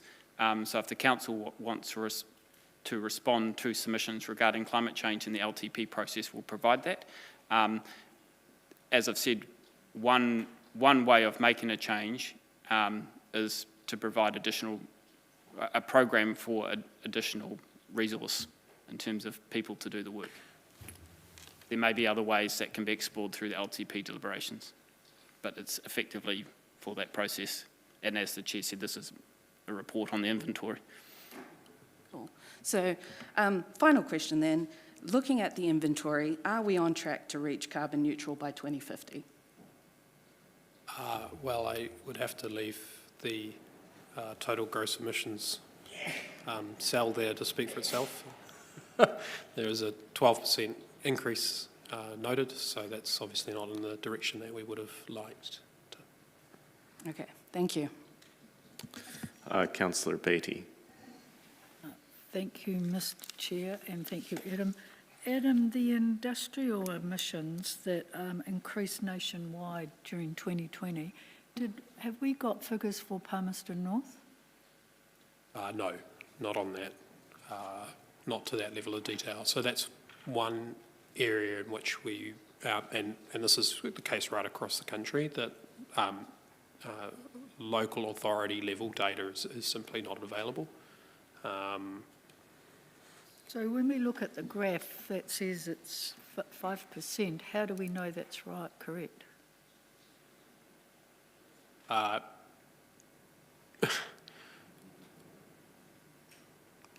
think that we have no reason to believe that our emissions in that space are not in line with what's been happening nationally.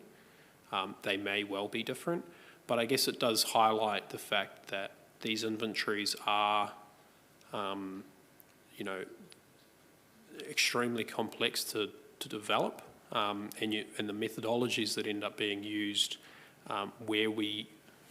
there is always an attempt to go down to the level of specific data to this territorial authority, usage data rather than proxies, but we are forced in some cases, and this one is one in particular, where there is just simply no practical way to understand exactly what emissions have been resulting from leaks in air conditioning units across the city. There's no way for us to practically determine that, and so we're forced to use national level data accounted for on a per capita basis.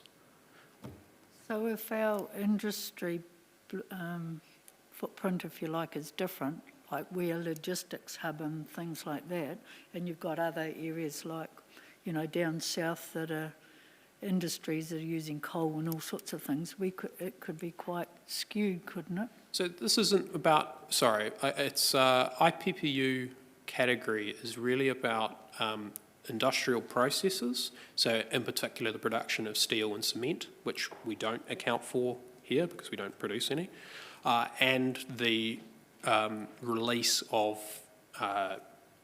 predominantly refrigerant such as sulfur hexafluorine, fluorine, there's units on the top of this structure here that we not periodically, but sometimes have to top up because they've been damaged, the unit's been damaged slightly, there's been a small leak of particular gas, and we've had to top that up. So we're able to account for that in our organisational inventory directly. We measure exactly how much we put in, but doing that across the city is just isn't practical. No, that's fine, thank you. But I suppose it does come back to, sorry, just one more comment, but the idea of, or to the same kind of answers that I gave to Councillor Hancock, is the sense that we can, if there is a desire for council to take action in a particular area, then we do have the capacity, or we would, it is possible to spend time and energy delving into a particular area in order to inform action. But it's not something that we have the capacity to do in a carte blanche manner. Yeah. Thank you. Thanks, Adam. Just a couple final questions from me, unless anybody else jumps back in. One's just around the city dashboard system, which currently has the 16-17 numbers in it, and whether you're intending to bring this update into that dashboard? Yeah, absolutely. We'll get that updated. Great, thank you. The second question's, I guess, just around the frequency, really, of measurement here. So we've got now 2 data points, one from 16-17, and then sort of a somewhat suspect one now because 2020 was an atypical year. I guess what your views are around how we actually get from where we are, 2 data points, one of which is anomalous, to actually understanding trends and what would be helpful in that regard.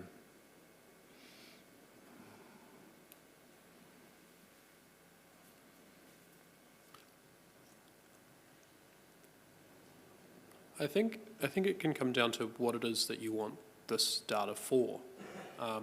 If it's to measure progress against a target, then we would only need to do it every, say, 3 years or at the end of the target period. And we can say, are we tracking or not? Have we reached our target or not?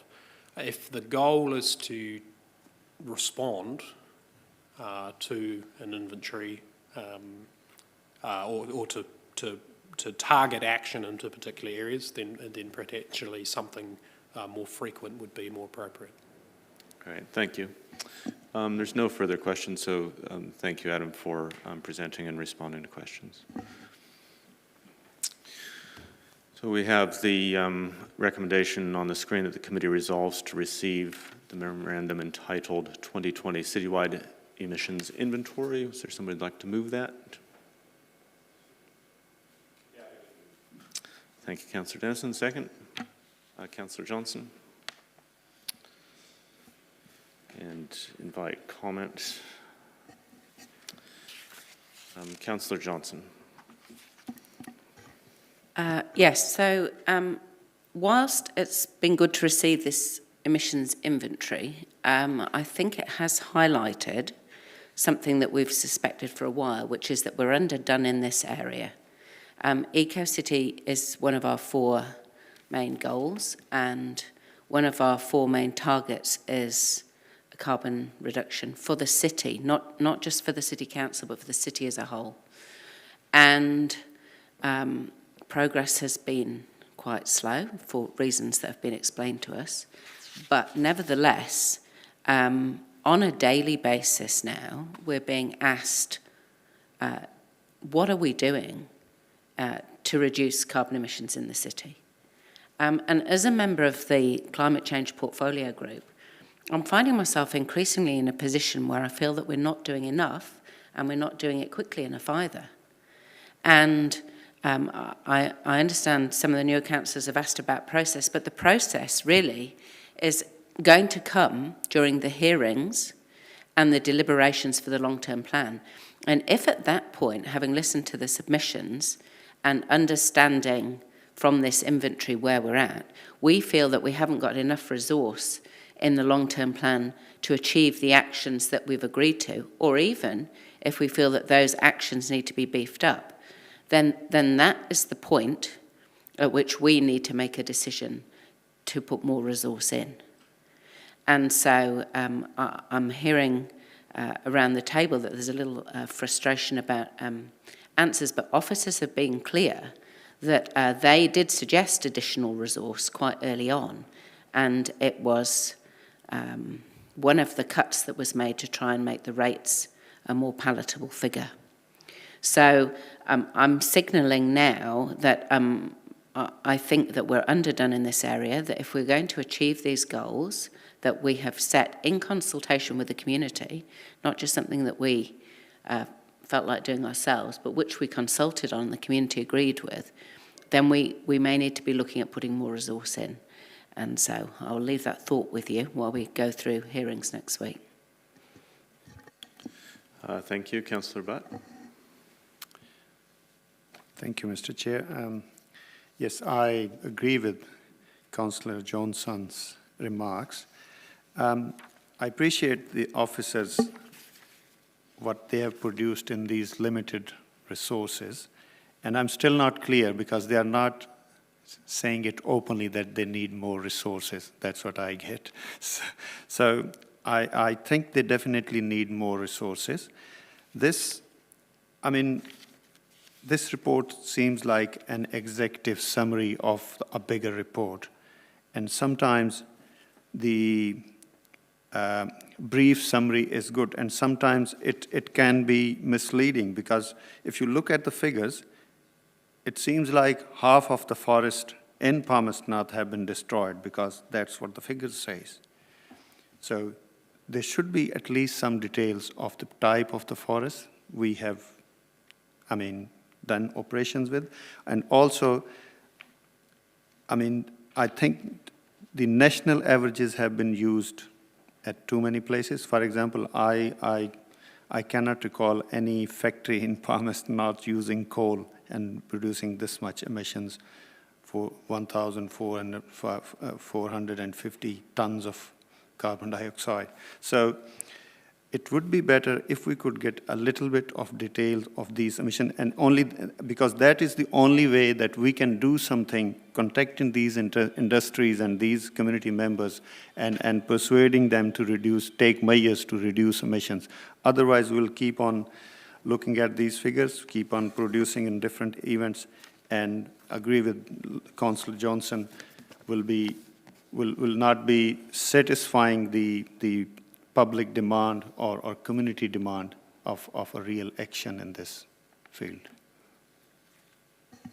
All right, thank you.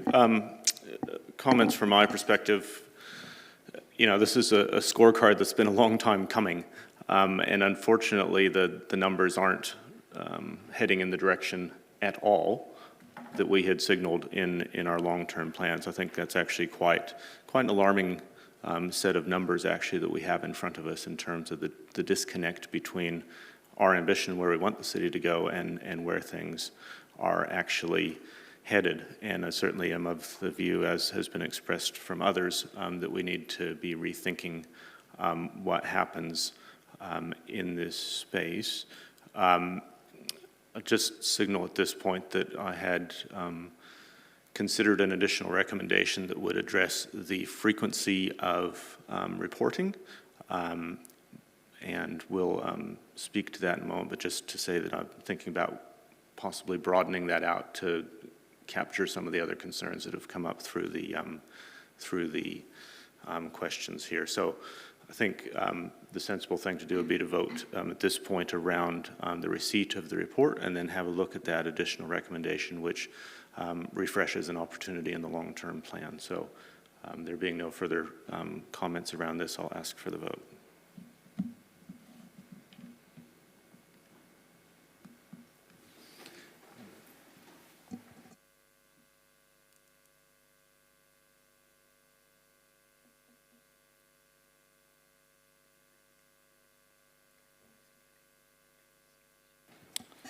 And that is passed unanimously, 15 votes for and none against.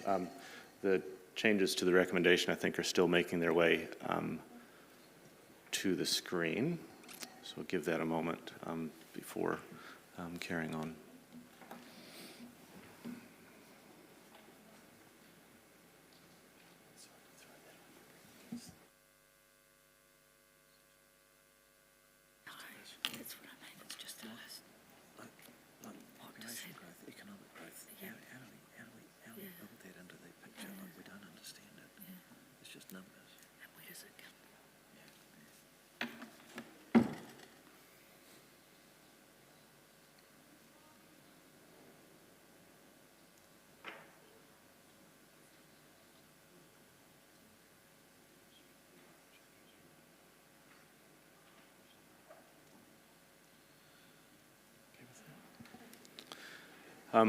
Thank you to staff for getting that to the screen. I'll speak to it just to briefly introduce and then open up for any questions or comments that might be there. So as I signaled originally, I had been reflecting on the fact that we had only had 2 data points, and there's 3 years in between them, and one of them was anomalous, and felt that we should look at something more like an annual monitoring approach here until we really understand what the trends are and what's happening. But having heard the concerns expressed through the questions and some of the responses that I felt quite clearly did point to under-resourcing in this area, I thought we would first test a recommendation here, which gives officers the opportunity to come back with what, in their view, is a strengthened response. I realize that's quite general language, but it puts the opportunity back with officers to bring an option to the long-term plan that would address the frequency of reporting of citywide greenhouse gas emissions, as well as any other matters that they felt were urgently needed to respond around the sort of concerns that we had during the question. So that's the context to this recommendation. It simply brings, gives an instruction to the Chief Executive to bring something into the long-term plan process. As we heard quite clearly, that's where some decisions will be made. So I'll leave my introductory comments at that. See if we've got a couple comments. Sorry, or questions that could be in the queue. First with Councillor Johnson.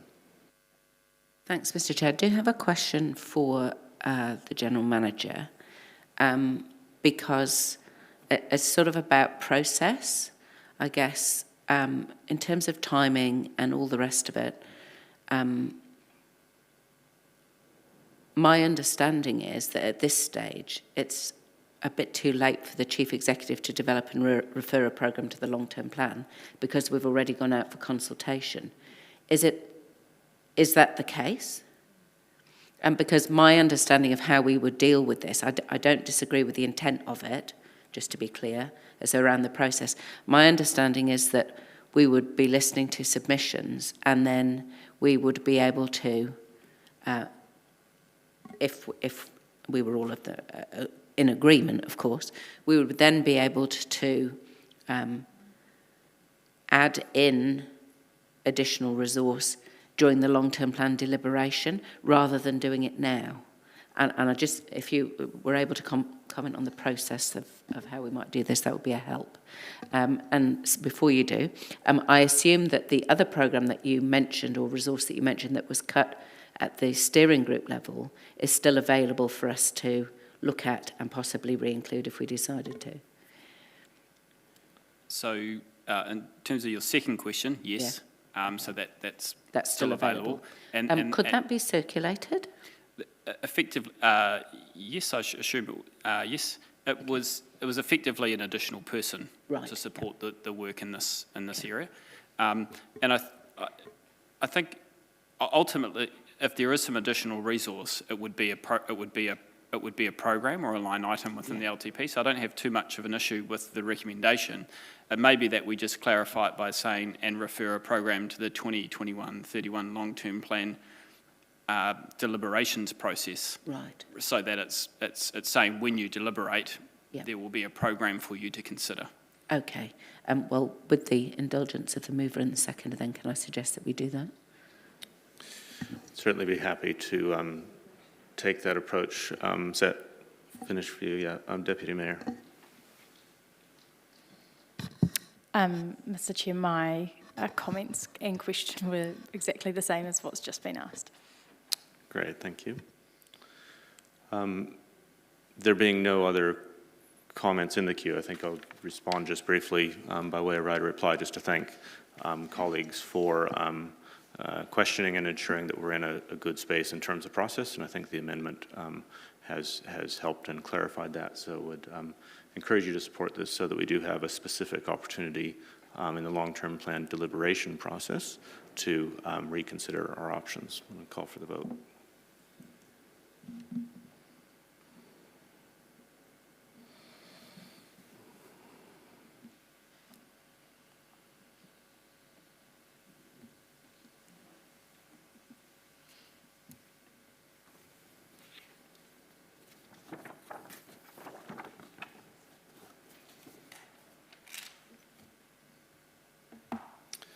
And that's passed unanimously, which brings us to the final item on our agenda, which is the committee work schedule.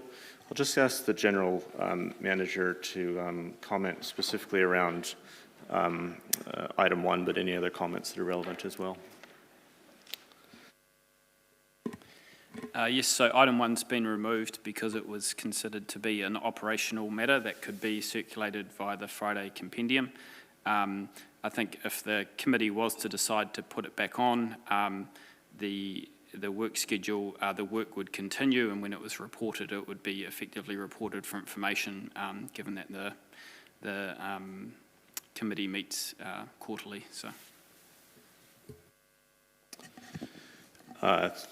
Thank you.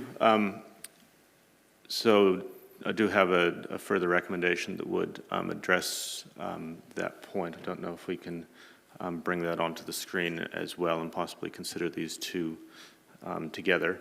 Certainly the perspective that I have is that we gave an instruction at council that we wanted the chief executive to report back via committee, and while it wasn't perhaps explicit which committee, I feel that the level of public access to the Friday compendium is quite low, and we should actually be keeping this conversation in public. You'll certainly recall the amount of discussion that has been happening and continues to happen around how we're responding to our plastics recycling, and I think having something in public that not only addresses the information about the change, which we have had report back, but also addresses the points here around actually educating and reducing waste would be useful to have back into this committee forum. So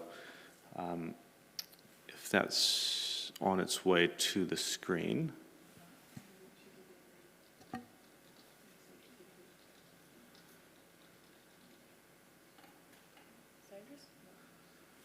I think that looks reasonable to me. So I'll ask if there's any further comments around this. There being none, I'll call for a vote.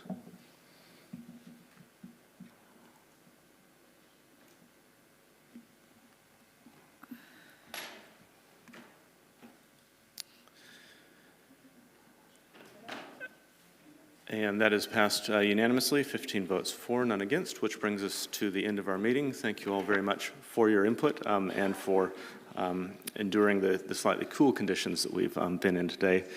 No reina, name hinui kia koto, enamano, enareo, tena koto, tena tato katoa. We'll hand over to Deputy Mayor now.